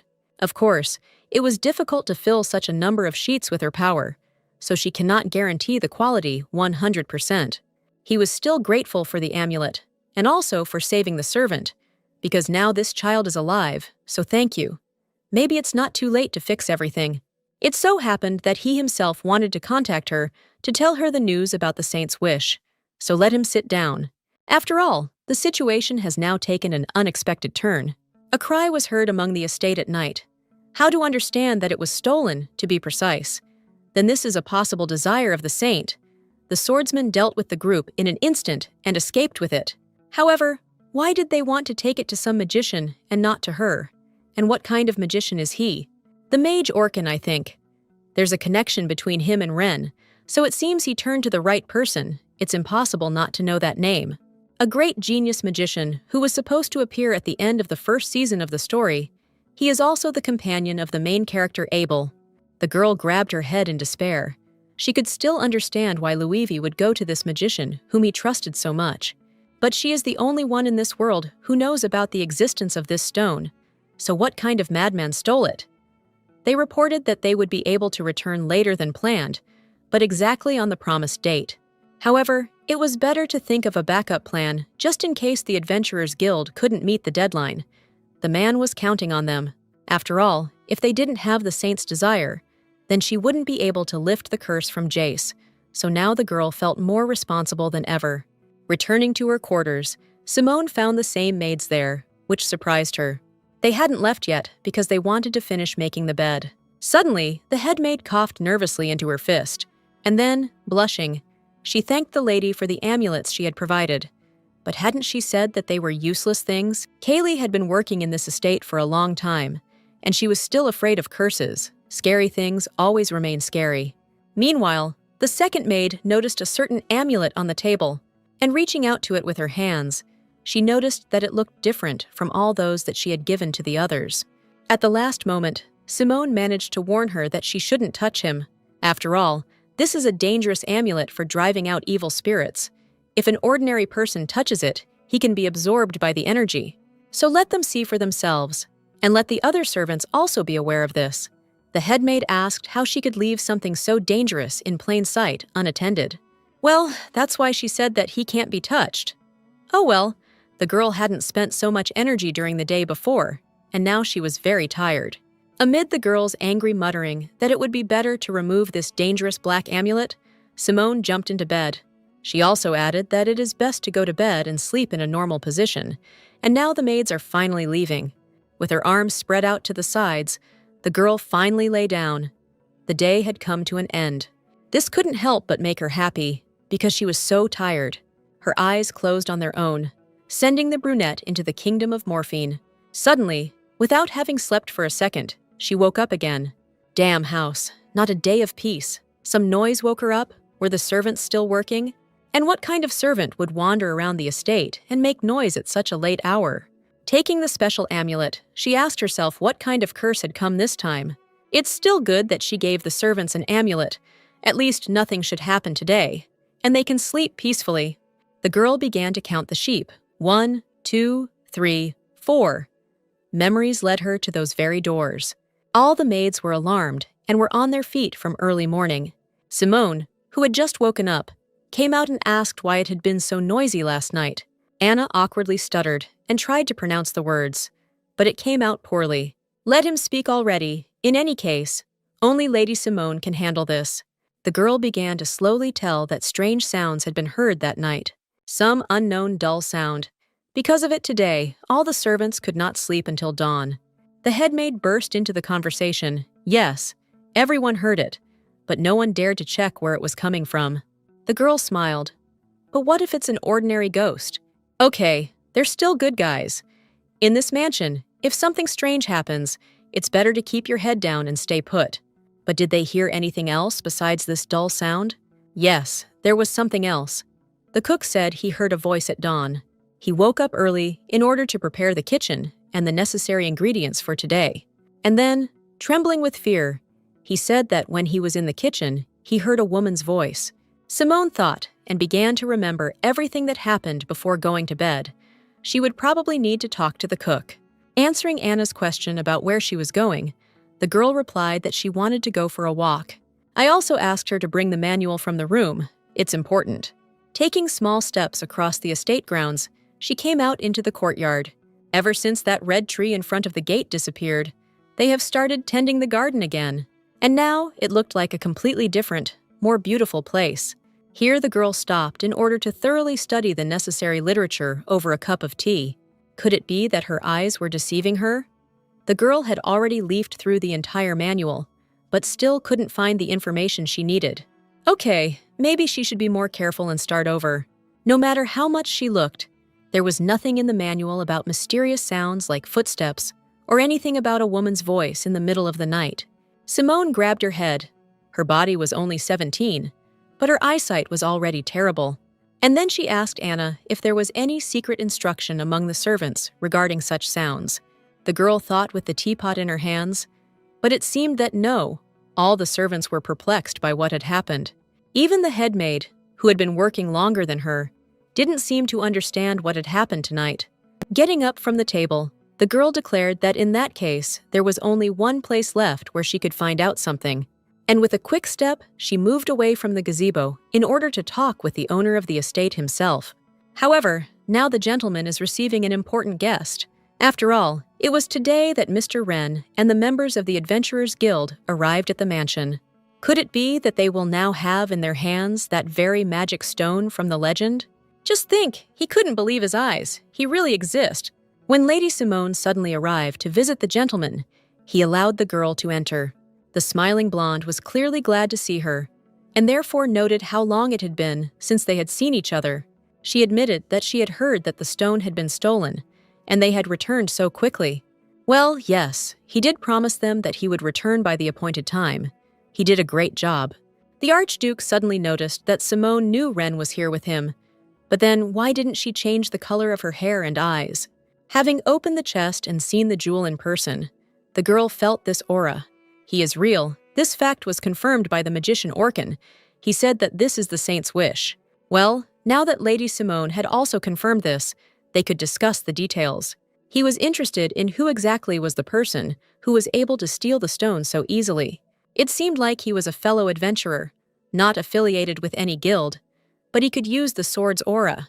And his accomplices, in turn, were not so simple either. They seemed to excel in close combat and support, but such people never came to the village. In this world, among all the possible guilds, is there anyone who can control the aura of the sword and also travel with strong allies? If they decided to cause a rout, a real disaster would happen, and since he is a swordsman, his path will definitely cross with Luivi. Perhaps they are the same person. However, they would not raid the village even if they decided to steal. Judging by what he heard, each of them had their own reasons. So Wren assured them that they were not bad people, because now they were all part of his group. Anyhow, could it really be that the kidnapper was the novel's main character, Abel? Without hiding her emotions, Simone noted out loud how confusing it all was. She should have guessed it earlier. There have only been a handful of people in history who could match Luivi's swordsmanship. However, Abel's squad should now be near the border village, so why were they here? And the Saint's Wish, which in the original story everyone was supposed to find out about later, how did they find out about it? Could it really be her fault too? As soon as the story got going, unexpected events began to happen one after another. But no, since Abel and Louise suddenly crossed paths, shouldn't history have returned to its previous course? The Archduke suddenly asked her what the girl was thinking about, but she didn't know about anything. She just remembered she wanted to ask something. She would really like to hire this guy on her staff. Yes, because she will certainly need the help of qualified people. And Ren is competent, and as he himself could already notice, he knows about her real identity. Besides, relying on the Adventurers Guild in every matter is not particularly useful. It is impossible to force each of the groups to remain silent. And why does it all look like a child begging for a puppy? The saint's wish is returned, and he is the reason. However, Ren cannot stay in this estate and live, eat here, like her. The guy told the gentleman not to worry, because he had his own house. He promised to go to work as usual, but asked to be provided with a room if necessary. Great. Then Ren gets a salary. She doesn't have to worry about money, but just manages him properly. The man was now interested in something completely different. When the girl received the stone, what did she intend to do next? The servants say they hear strange sounds at night, and they are uneasy about whether she will investigate this first. The girl shook her head. No, she should have mentioned this earlier. After all, first she's going to save young Master Jace. Well, strange sounds in the house are not as important as this matter. She's right. It was clear from the man's face that he was surprised, but there was still hope in him. As the lady left, he asked if there was anything else he could help with. It was hard to say. Let them prepare a healer just in case. If she needs help, she will send Ren at the right time. As for the rumors circulating among the servants, she would like the Archduke to look into them. Even she can hear those muffled sounds. However, this is not mentioned anywhere, which means that a new curse has appeared. He promised to sort this issue out himself, in which case the guys would take their leave. As he was leaving the man's office, Ren called out to the girl. He wondered how she wanted to save someone with the help of this stone. If the legend is true, then he only has healing powers. Dispelling curses is not in his power. Is he even familiar with dark magic? Well, yes. Witchcraft used by witches and necromancers to separate themselves from the deities. The Empire was so afraid of the dark magic they practiced that they decided to ban it. In protest, the necromancers began to commit various atrocities, which ultimately drove a wedge between them and the Empire. But why did the Empire consider dark magic so dangerous? Probably because it requires sacrifice. Exactly. So far, he has answered correctly. And at present, the Archduchess is actually practicing in these directions. So they came to those ill-fated doors of the estate, past which no one walks. The girl quickly moved forward, despite Ren asking her to wait. Is it really true that the Duchess does this? But she is an ordinary person, not a necromancer. With someone's help, it is indeed possible. But that someone, certainly not her, even with help, it makes no sense. After all, dark magic requires a living victim. And where could the Archduchess find them in her estate? The boy's face turned blue, but not that. Were servants really being sacrificed? No. Although it is possible that several missing servants were still sacrificed, they were not alive when it happened. There is one person in this mansion whom no one remembers, and there is no trace of him left in the world. This is the eldest son of the Illiston family, wiped off the face of the earth. It has been more than 7 years since young Master Jace became a living sacrifice. And standing in front of those ominous doors, Simone told everyone about it as if she intended to fix everything. So they both looked towards the terrible chambers of Archduchess Flori. I need to take a look right now. The blonde was surprised. Could it really be that sudden? Turning around, the girl said that they would just quickly look inside. That's all. No, the Archduchess is not locked in this room. They say she comes out and wanders around the estate whenever she wants. She herself once ran into her in the corridor. She communicates with his lordship quite often.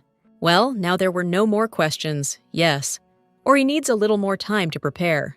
Oh no, it was time to go. They grabbed the door handle, not knowing what to expect. The blonde glanced nervously at the lady behind him and asked again if he could open it. He jerked his right hand, holding the second chest with the stone. Not immediately, but the door gave way. Right in the crack, he discovered the terrible face of a woman with sunken cheekbones and narrow pupils. How did she manage to come so quickly? Had she been standing there all this time? The blonde man was so taken aback that he even apologized. He felt embarrassed to bother the lady. The guy was about to close the door behind him, thinking that it would be better not to touch it now. However, she did not allow this to happen, and putting her hand under the blow, she opened the doors even wider. And then, throwing the guy aside, she ran forward after the girl. The dehydrated lady looked even thinner than last time. It was impossible to look at her without fear. Stretching out her bony hands, she headed towards the frightened Simone. She only finally realized that she had run out after her at the moment when she was captured. The guy stood to the side with his mouth open, watching the fast action. He didn't even have time to say her name before the girl found herself in the mistress's chambers. Ren quickly rushed to the doors, but they slammed shut, and he couldn't open them, so he had to shout his friend's name. He asked if everything was okay with her, which attracted the attention of the servants. No one understood what had happened. And why is the man from the guild, who was next to the lady, now standing here alone? Where did she disappear to? Calling the guy an adventurer, they said that these were the Archduchess's chambers, and he could not make such a noise here. In that case, he himself decided that it was better to grab the chest with the stone and run away headlong. Even though running was forbidden in the mansion, he hurried to the Duke's chambers. The servant next to him certainly didn't like his insolence. What was the meaning of all this? Was it really possible to burst into his lordship's office like that? Although he came here on the orders of his master, no one said that he could behave so disrespectfully. After a long and fast run, the guy couldn't catch his breath and came to his senses after a couple of seconds. And then he loudly declared that the Archduchess had dragged Simone into her chambers, and he did not know what to do. The two of them rushed upstairs. Did they really go to her to break the curse, something like that? But the girl said that today they just needed to inspect the situation. Before lifting the curse again, they briefly outlined the general plan and opened the door slightly, and right behind it stood the woman. It seemed the Archduchess might have overheard their conversation, but they didn't have time to ask anything else before she rushed out so abruptly. She dragged Simone into her room and then locked the door. Was the man really aware of everything that was going on here? If they were both referring to Jace now, how could this be allowed in the estate? Rubbing his head, he agreed. Yes. Since Simone had already managed to tell about it, there was nothing to hide. It was too dark there, and the guy didn't have time to see anything over the lady's shoulder. It wasn't even clear whether there was anyone there. However, to be honest, even if there was someone there, it doesn't seem like a place like this would be suitable for a living person. It's as if Jace Carl Illiston himself is there. Although it seemed to the guy that he could only exist in the memories of the estate itself, but judging by the Archduke's reaction, he now exists only in his memory. But then why? He is his son. How can he not know about his condition? If he was so worried, then why didn't he ever visit him at any time? The servant, who had been standing nearby all this time, was again indignant at how the boy dared to speak like that in front of his master. He couldn't afford to just stand there and listen to all this until his lordship gestured for silence. Taking a step forward, the man nodded. Ren was right. After all, quite a lot of time had passed since he himself had seen this child. The servant standing aside didn't understand what they were talking about now. Could it really be that the master's son was Jace? And if you think about it, is there anything in this story that he doesn't know about? No, and anyway, he is unlikely to understand how everything will be resolved. He will tell and explain everything to him.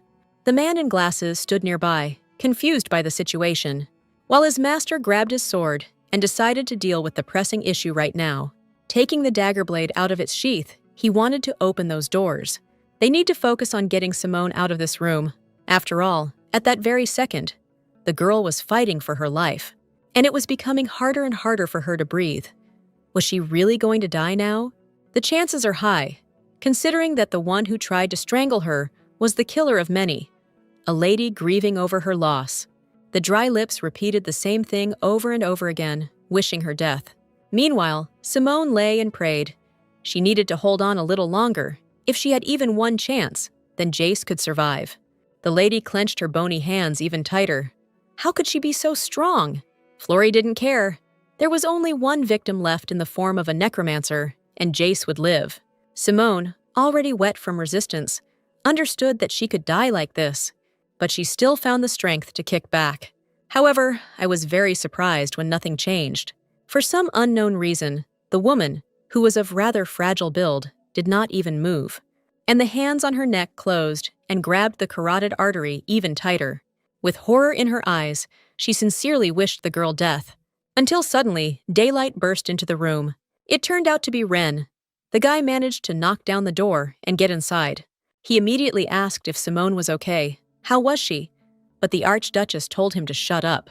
It would be better if he didn't interfere, while the little girl greedily gulped air through her mouth, clinging to consciousness. Kneeling down, she cleared her throat and wiped the tears from her face. Clutching her throat, she admitted out loud that she thought she would definitely die. There was a bloody sword lying at the side of the room, but Flori was preoccupied with something completely different. Was it really Luivi and the Archduke who were trying to break in? If those two had been a little late, she would have been a dead man. However, now is not the time to think about this. She has a task, and while they distract the Archduchess, she must hurry and find Jace. The girl's eyes darted around the room until they found the main thing. This is Jace's bloody body tied to a pole. My God, what did they do to him? He literally had no face. While Simone stood there wondering how she had done such a thing, the monster took the knife into his hands. Flori was already approaching her, wanting to finish what she had started. However, Ren, with the chest in his hands, still managed to break this strong tree. He quickly began searching for Simone, while the Duke ran behind him. Both boys witnessed a fight between the Archduchess and the girl. And at that very moment, the exhausted girl gave in. The old woman still managed to wound her, and the first blood was shed. His lordship immediately ordered Kaylee to run to the village and bring a healer. Ren, despite this madwoman with a dagger in her hands, ran to his friend. Holding her on her feet, he informed her that the healer would be here soon and that they should leave first. However, the girl did not want to stop until she finished, and she turned to Her Grace the Duchess, saying that in this way she would not be able to lift the curse from Jace. Doesn't this crazy woman understand that there is no point in so many deaths and sacrifices? Because of the curse, the world was gradually forgetting about her son's existence, and as hope faded, she seemed willing to go to such lengths. She didn't know what kind of dark magician had persuaded her to do this, but let her think about what kind of dark magic could save a person. It's as senseless as saying that a necromancer can bring a person back to life. It's absurd. And if she ends up in a room full of corpses, she will eventually get sick too, even if that hasn't happened yet. But Jace is still a living person even now, and she can save him. Coming closer to the woman, Simone declared that she could now rest in her confidence and threw the amulet in her face. As soon as the card touched her face, something strange began to happen to Flori. Those same long dark burgundy threads suddenly burst out of her mouth, dozens of them flying in different directions. This was the effect of the talisman, which was able to drive out evil with the help of a stronger evil. This all lasted for half a minute. Then only light smoke came out of the woman, as if she had undergone a cleansing procedure. Her energy is almost depleted, so we need to make sure she gets enough rest for a while. Well, now it's time to get down to the main business. Pointing to the tied-up, lifeless body, the girl declared that this was Jace, and his current state is also his lordship's fault, right? Unable to contain himself, the man began to tell a dark story that happened 7 years ago, the time when he began to be forgotten because of the curse, and Flori's heart became very weak. Just as she said, a man arrived at the estate. It was he who convinced his wife that he could lift the curse. Their last hope was dark magic, so he supported it. For 10 days, an unknown person taught the woman some kind of dark magic, after which he disappeared. No one suspected that those days would be the beginning of a nightmare. She began to drag living people and animals into her room. Even when the Duke begged her not to harm anyone, it was all useless. Hands stained with blood and tears flowing from empty eyes are all that is left of her. But no, in fact, he didn't really try to convince her. He just had to watch it. After all, they both felt deep pain towards their child because he was erased from people's memories and doomed to a worse life. After that, the situation did not improve at all, and just when he thought that he could no longer remain on the sidelines, Simone appeared. According to the original story, Jace died because the man began looking for a necromancer after his wife and son were completely consumed by dark magic. However, now everything was different, and the girl still had hope of saving the boy. For 7 whole years, he was on the brink of life and death. However, he is still trying to live, and this means that his desire is strong enough. The girl ordered Ren to give her the magic stone. The saint's wish, which had been so difficult to obtain, was finally in her hands. Having prepared herself for the task, the girl approached their son's body, and using magic, as well as the scarlet stone in her hands, she placed the jewel on his chest, forcing him to live. From now on, he will live, so be it. A huge purple flash, and the girl's mana began to fill the magic stone with sacred energy. This should have been enough to free Jace from this room, bound by dark power. One more time, a little effort, all so that the world can remember him again. After some time, right before their eyes, the boy regained his human features. Ren, the Duke, and his wife watched from the sidelines, not daring to come closer. The curse has not yet been completely lifted. Everyone else still does not remember the young master.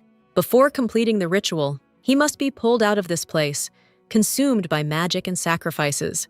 To completely lift the curse, a certain price must be paid.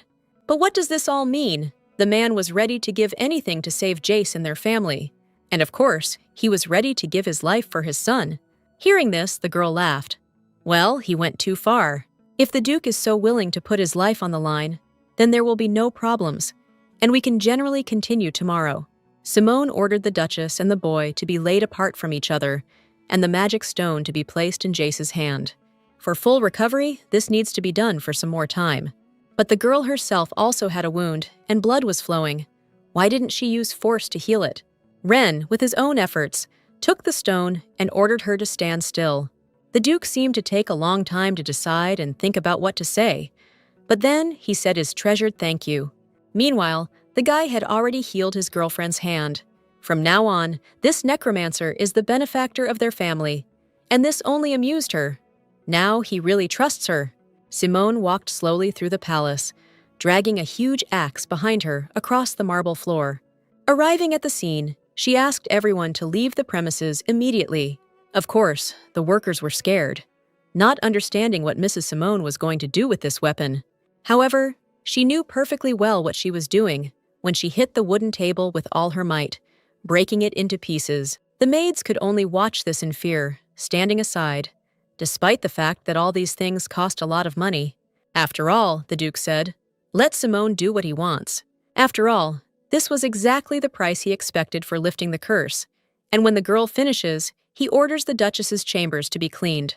The girl smashed the expensively furnished and luxuriously decorated room to smithereens, but the assistant still couldn't understand whether she was really going to destroy all of the Archduchess's things. And even this book in his hands, and all the other objects in this room, these are not ordinary things that can be simply taken and replaced. But Simone didn't understand what he was talking about. It was old junk, so what difference did it make? Perhaps there was some truth in it. Anyway, she's made such a mess, but she hasn't yet done everything she wanted. She needed to find and destroy the source of the curse, but she felt nothing. Since the Duchess fueled the curse with black magic, the girl should at least feel something after destroying the item. Holding the axe in her hands before swinging, she thought again, wait a minute. But the Archduke said that a dark magician lived in this mansion. The guy confirmed her guess, and it seemed like an idea had dawned on the brunette. So that's it! The girl rushed forward, not paying attention to anyone. So, with an axe in her hands, she asked the maid where the room in which the dark magician was staying was.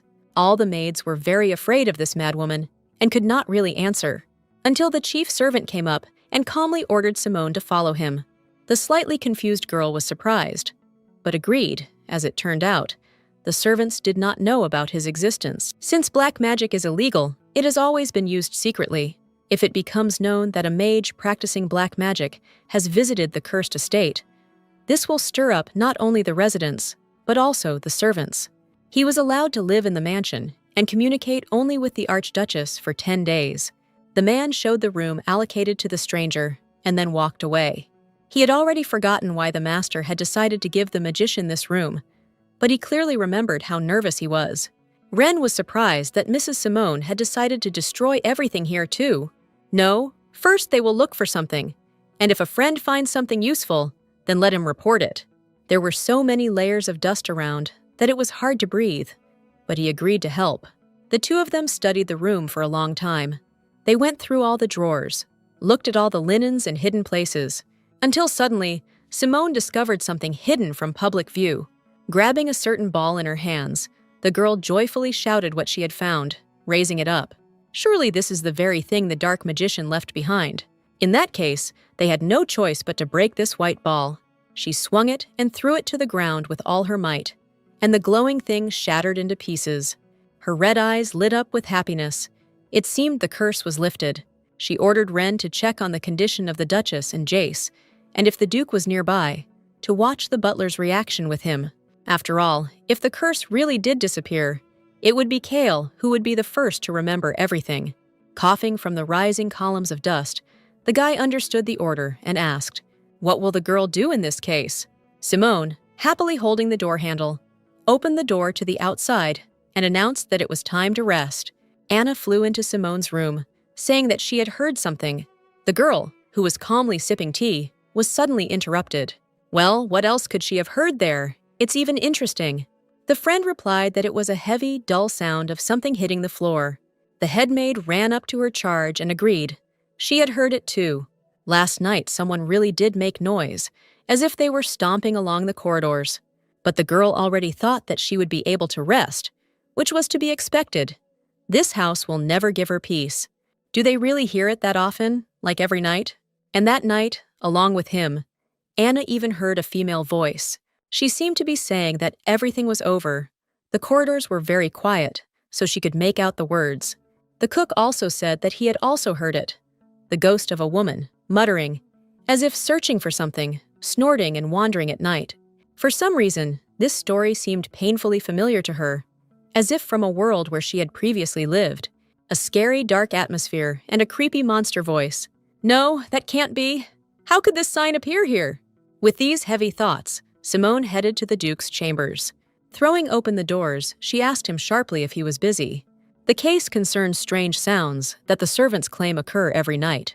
And this noise is definitely not mentioned anywhere in the reference book, she checked. It looks like a new curse has appeared on the estate, or something unrelated to them is happening. His words struck the girl. How can one understand something that is not connected to this family? Then could it be something that came from outside? The girl remembered perfectly well her facial expression when she saw that ghost. Seeing Simone's frightened and serious face, the man asked what was wrong and who she suspected. But she was just lost in thought and couldn't say anything. Nothing came to mind. First, let her see for herself, and after she is sure, she will tell you everything. Taking advantage of the moment, the girl asked how the Archduchess and Prince Jace were doing. The boy, as she asked, tries not to let go of the stone, but there is little progress. Well, this is not a quick matter.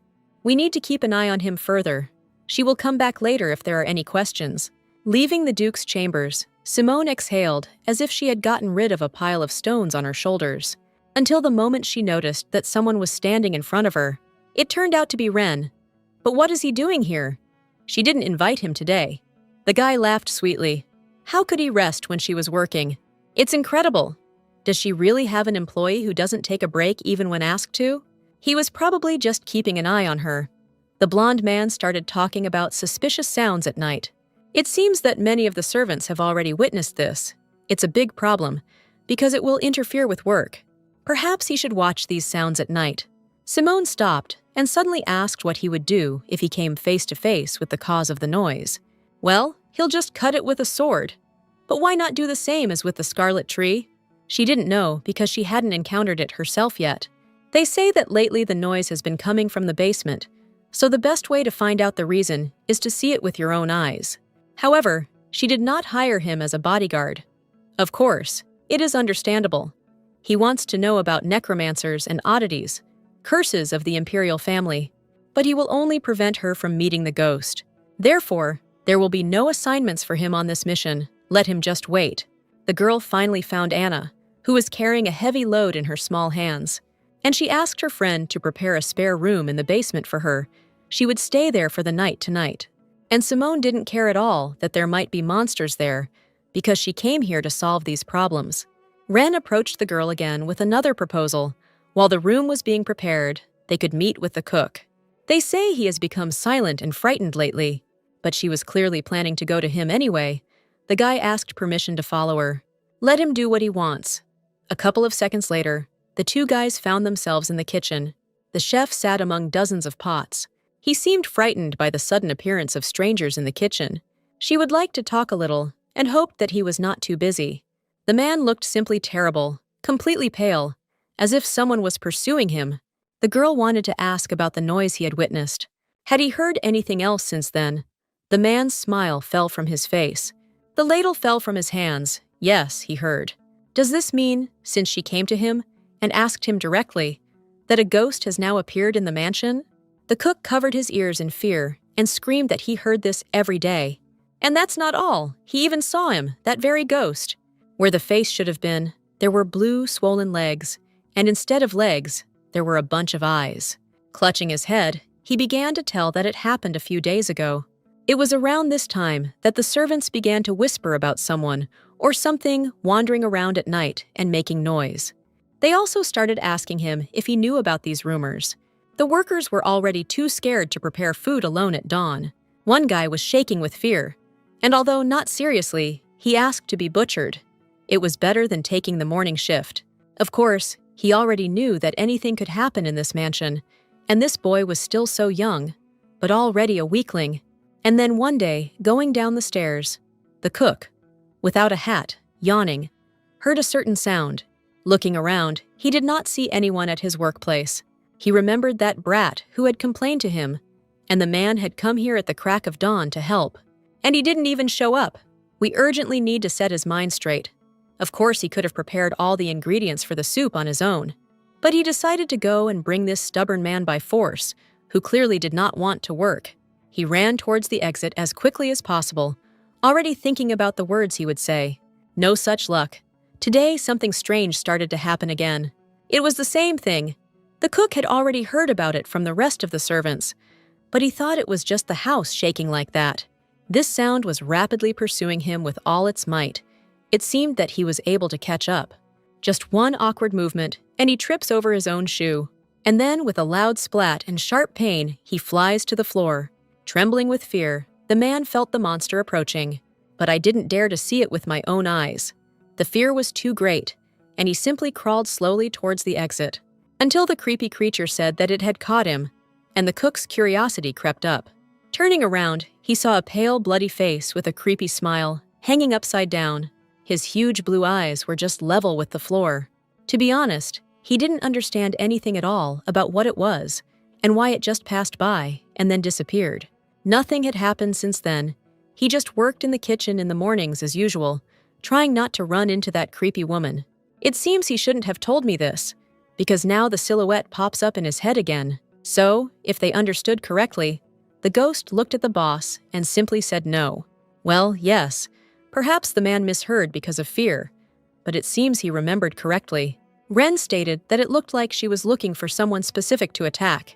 But if everyone in the mansion has already heard this sound, but there are still no victims, then it means that the ghost is hunting only those who are looking. Right, now it's all clear. The inverted ghost of the bloody woman. That day she followed her. Simone had already regretted 100 times that she had looked at her then. The girl decided to explain to her partner that this ghost was not a curse that appeared in the mansion. It seems she knows something, but it's better to talk about it in the room Anna prepared. It's hardly worth talking about all this in the presence of the cook. He already feels uneasy. As Simone opened the doors of her new quarters, she thought they reminded her of something. Isn't this the same room that dark magician used? Apparently, there weren't any more free ones. And what does it even matter why the girl doesn't like it? She didn't understand who had chosen this room in the first place, and why they were arguing with her. Anna became nervous. Her friend probably didn't want to live in this place, but this was the most decent room in the basement, and there were no rats here. It looks like Anna chose the room, okay? It's well tidied, so everything is in order, and it's quite enough for one night. Simone had already listened to the chef's story, and thanks to him, she had a rough idea of what it was like. And today, she was going to meet him in person. The maid was very worried.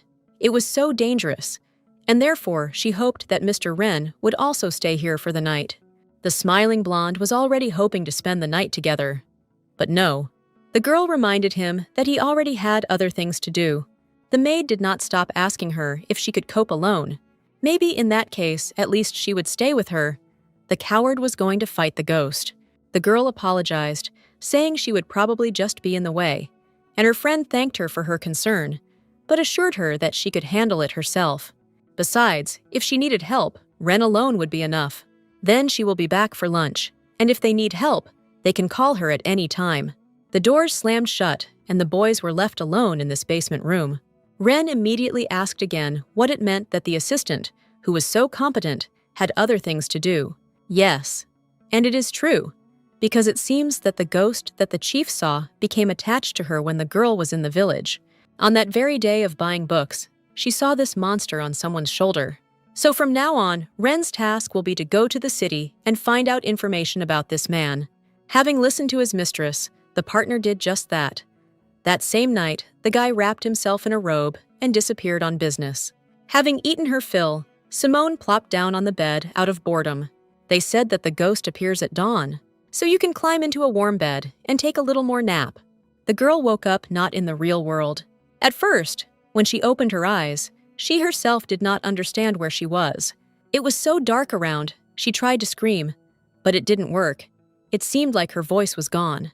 Black energy began to flow around her body, and now everything became clear to her.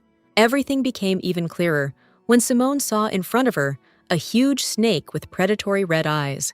When she grabbed her by the throat and she couldn't respond, the girl realized it was sleep paralysis. But all this did not change the fact that she was suffocating right now. Suddenly, someone spoke to her, asking why she was so desperately trying to change her destiny. She didn't understand who it was, but the smile of this monster was frightening. He had a long snake-like neck and even longer black hair. Leaning close to her face, he whispered that he would come to her soon. At this point in the nightmare, the girl woke up and greedily began to swallow air. Sitting up in bed, she tried to comprehend what she had just seen, but the noise outside the room quickly distracted her. Great. Thanks to the nightmare, she at least woke up in time. Standing on the floor and feeling the piercing cold, she put on her slippers, and going straight to the door, she leaned against it and began to listen. She waited nervously for the next bursts of sound, but it was the sound of my head hitting the floor. I didn't want to go out at all. However, it is already approaching, checking all the rooms for the presence of a certain person. What's better, to hide and wait until the door opens, or just jump out and meet him face to face? What if this ghost was looking for her? Now, after such a dream, she felt even more anxious. Okay, whatever happens. With these thoughts, Simone opened the door and ran out into the corridor. Seeing the ghost with her own eyes, she was surprised. The black face broke into a smile and laughter, repeating the word found dozens of times. He certainly looks like something, but why is he looking for her? However, the blue eyes said with disappointment that no, it wasn't that again. Well, thank God. If she was pursuing her, although she was looking for someone else, then it means that the one she needs is not in this estate. She probably just sensed her dark aura when they met in the village. Simone squatted down and suggested that they look for the person she needed together. And then she admitted that, in fact, her employee was already looking for him. She can wait here until he returns, because there is no one she needs in this house. After hearing this, the ghost closed his eyes and then disappeared. The girl only managed to notice a light haze in the air. And then, exhausted, she fell to the ground with an exhalation. Her calm was interrupted by someone's voice. What is he doing here at such a time? It was the Archduke, in his nightgown, who asked her if she had finished the job. The man came to check on Flori and Jace, and the servant in their room told him that she had been fighting the creature alone in the basement. He helped her up, since there was no security nearby, and decided to check if everything was okay. Simone just laughed. Everyone seemed worried about her today. As she went upstairs, she asked him if he had seen the ghost itself. She just wanted to make sure she wasn't imagining things. And that's why she asked him if this ghost was familiar to her. It seems she blurted out too much. It would probably be strange if she said that the one who was hired to exorcise ghosts was the one who brought one into the estate. So now it's time to quickly run to your room. She's finished all her work in the basement for today, so she wants to go back and sleep peacefully. The man suddenly noticed that it seemed like Kaylee's memory was gradually returning. Flori has finally come to her senses, and Jace has survived the worst, which proves that the curse is completely broken. Simone stated that soon the other servants would remember everything too. It seemed that there was a rather good atmosphere between them now. So she decided to tell his lordship something. This is information about the very ghost he saw. It seems that he really got into the mansion because of her. After what was said, there was a minute of silence.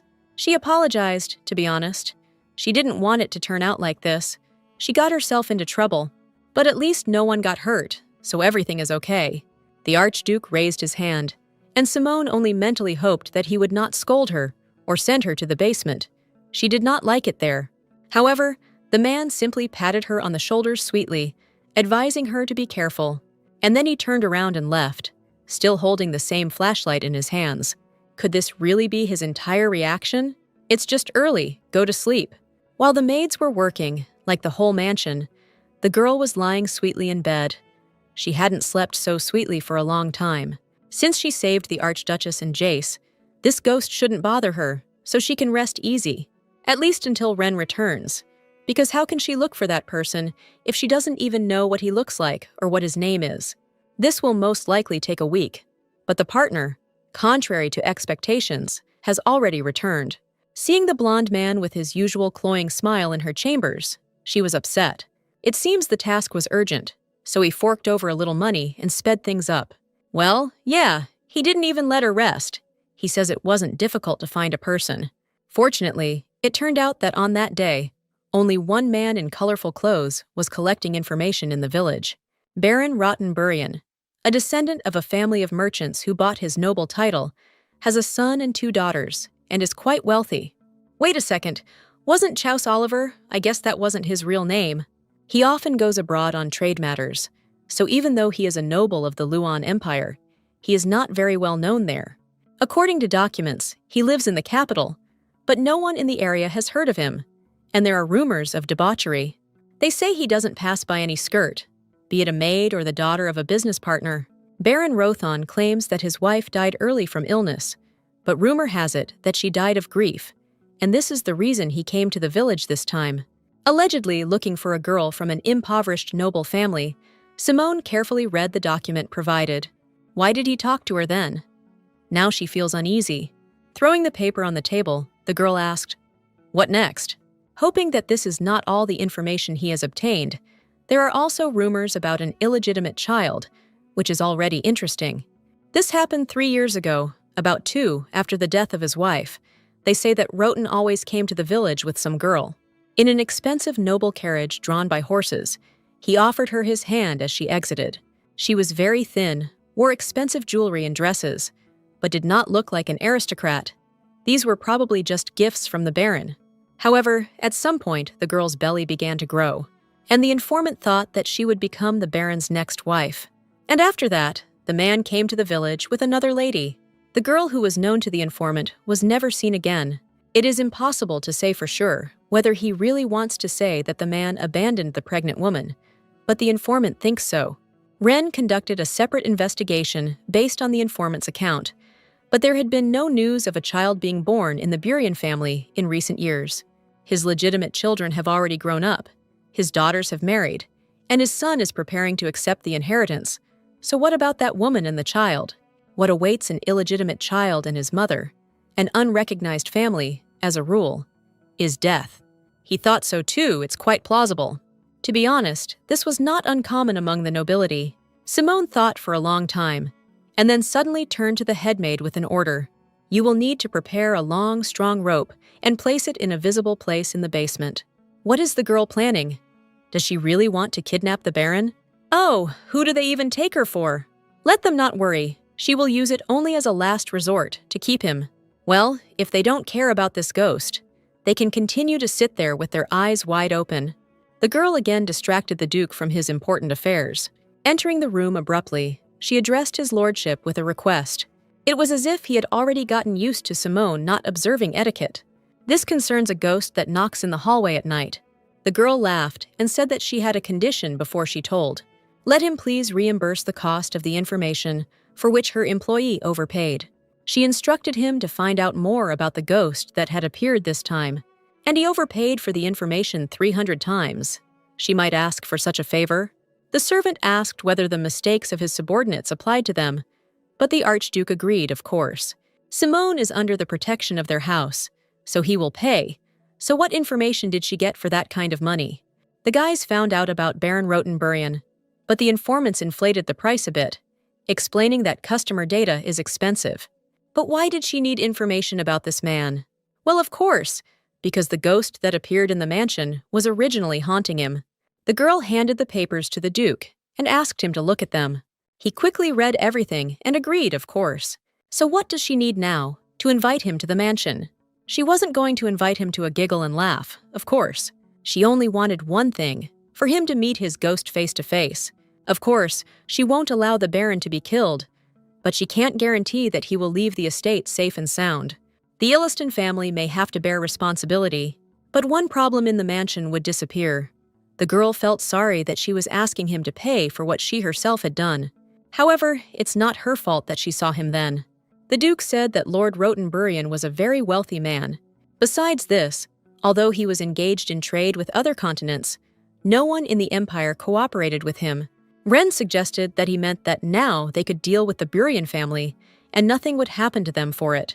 The man confirmed his words. Yes, this is their chance. The Archduke understood perfectly well what she was talking about, and no matter what the girl did to the Baron, he was ready to take the consequences upon himself. Simone herself didn't fully believe that he was sure. As she knows, their family has already been branded as damned, and the Imperial House has turned its back on them. So what difference does it make, since their reputation can't be worse? She needn't even worry. He will invite Baron Burian to the estate. It was unclear how he would manage this without connections. The man was ready to come up with any number of reasons for inviting him. Even if their family is in decline, no baron would dare refuse the Archduke.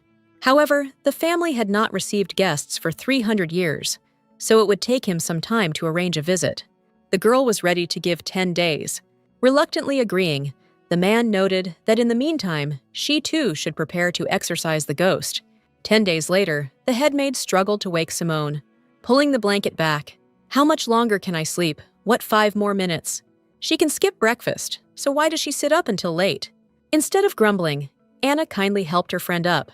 The maids needed to clean up, so they sent her out for a walk.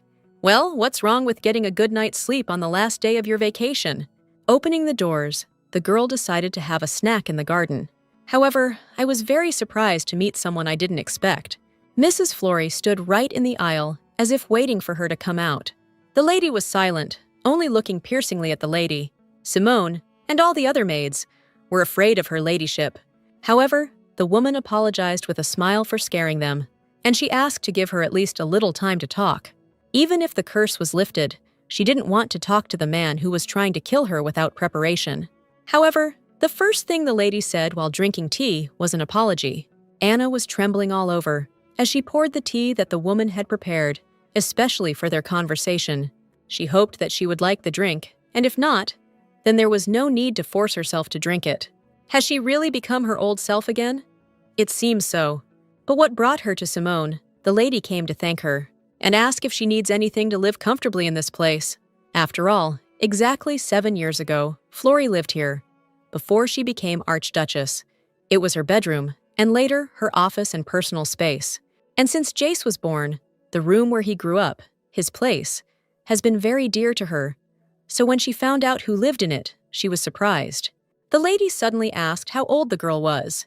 However, she was so deep in thought, trying to remember Simone's biography, that she seemed to have forgotten. She thought for a moment and then answered, "She is 17. The lady was just worried that she had to force the child to remove the curses, so she is very glad that this is not the case. Flory asked her not to be shy and asked if she needed pocket money, clothes, food, anythings, or if she wanted to go to school. The Archduke must not have thought about it, because he is not very attentive. Wow. Even though she was possessed by black magic, she nearly sacrificed many lives, and even tried to kill her. Now everything is different. She calmly sipped her tea, trying to help. For some reason, warmth and tenderness emanate from her. Even if the lady didn't need anything now, she wouldn't hesitate to contact us in the future. After all, the lady believed that there was nothing more meaningless than empty gratitude. Does this really mean that she will be able to receive pocket money? If they give it to her, she needs to take it. In any case, she has gradually become accustomed to the role of a young lady and no longer feels satisfaction from removing curses, so a reward would not hurt. Their family is still out of favor with the Imperial House, so Flory won't be able to give her much, but he promises to come up with something. By the way, Lord Burian was supposed to visit the estate today. She asked the Duke to invite him to calm the ghost, and she will also be attending the dinner with the Baron. Simone's own thoughts made her realize what day had arrived. The lady agreed. She had never done this before, so she didn't even know how to help her. But she will try, because the noble carriage will arrive soon. As he stepped out of the carriage, the man thought only of how dare this poor family distract him from important matters. Straightening his tie, he once again glanced irritably around the estate.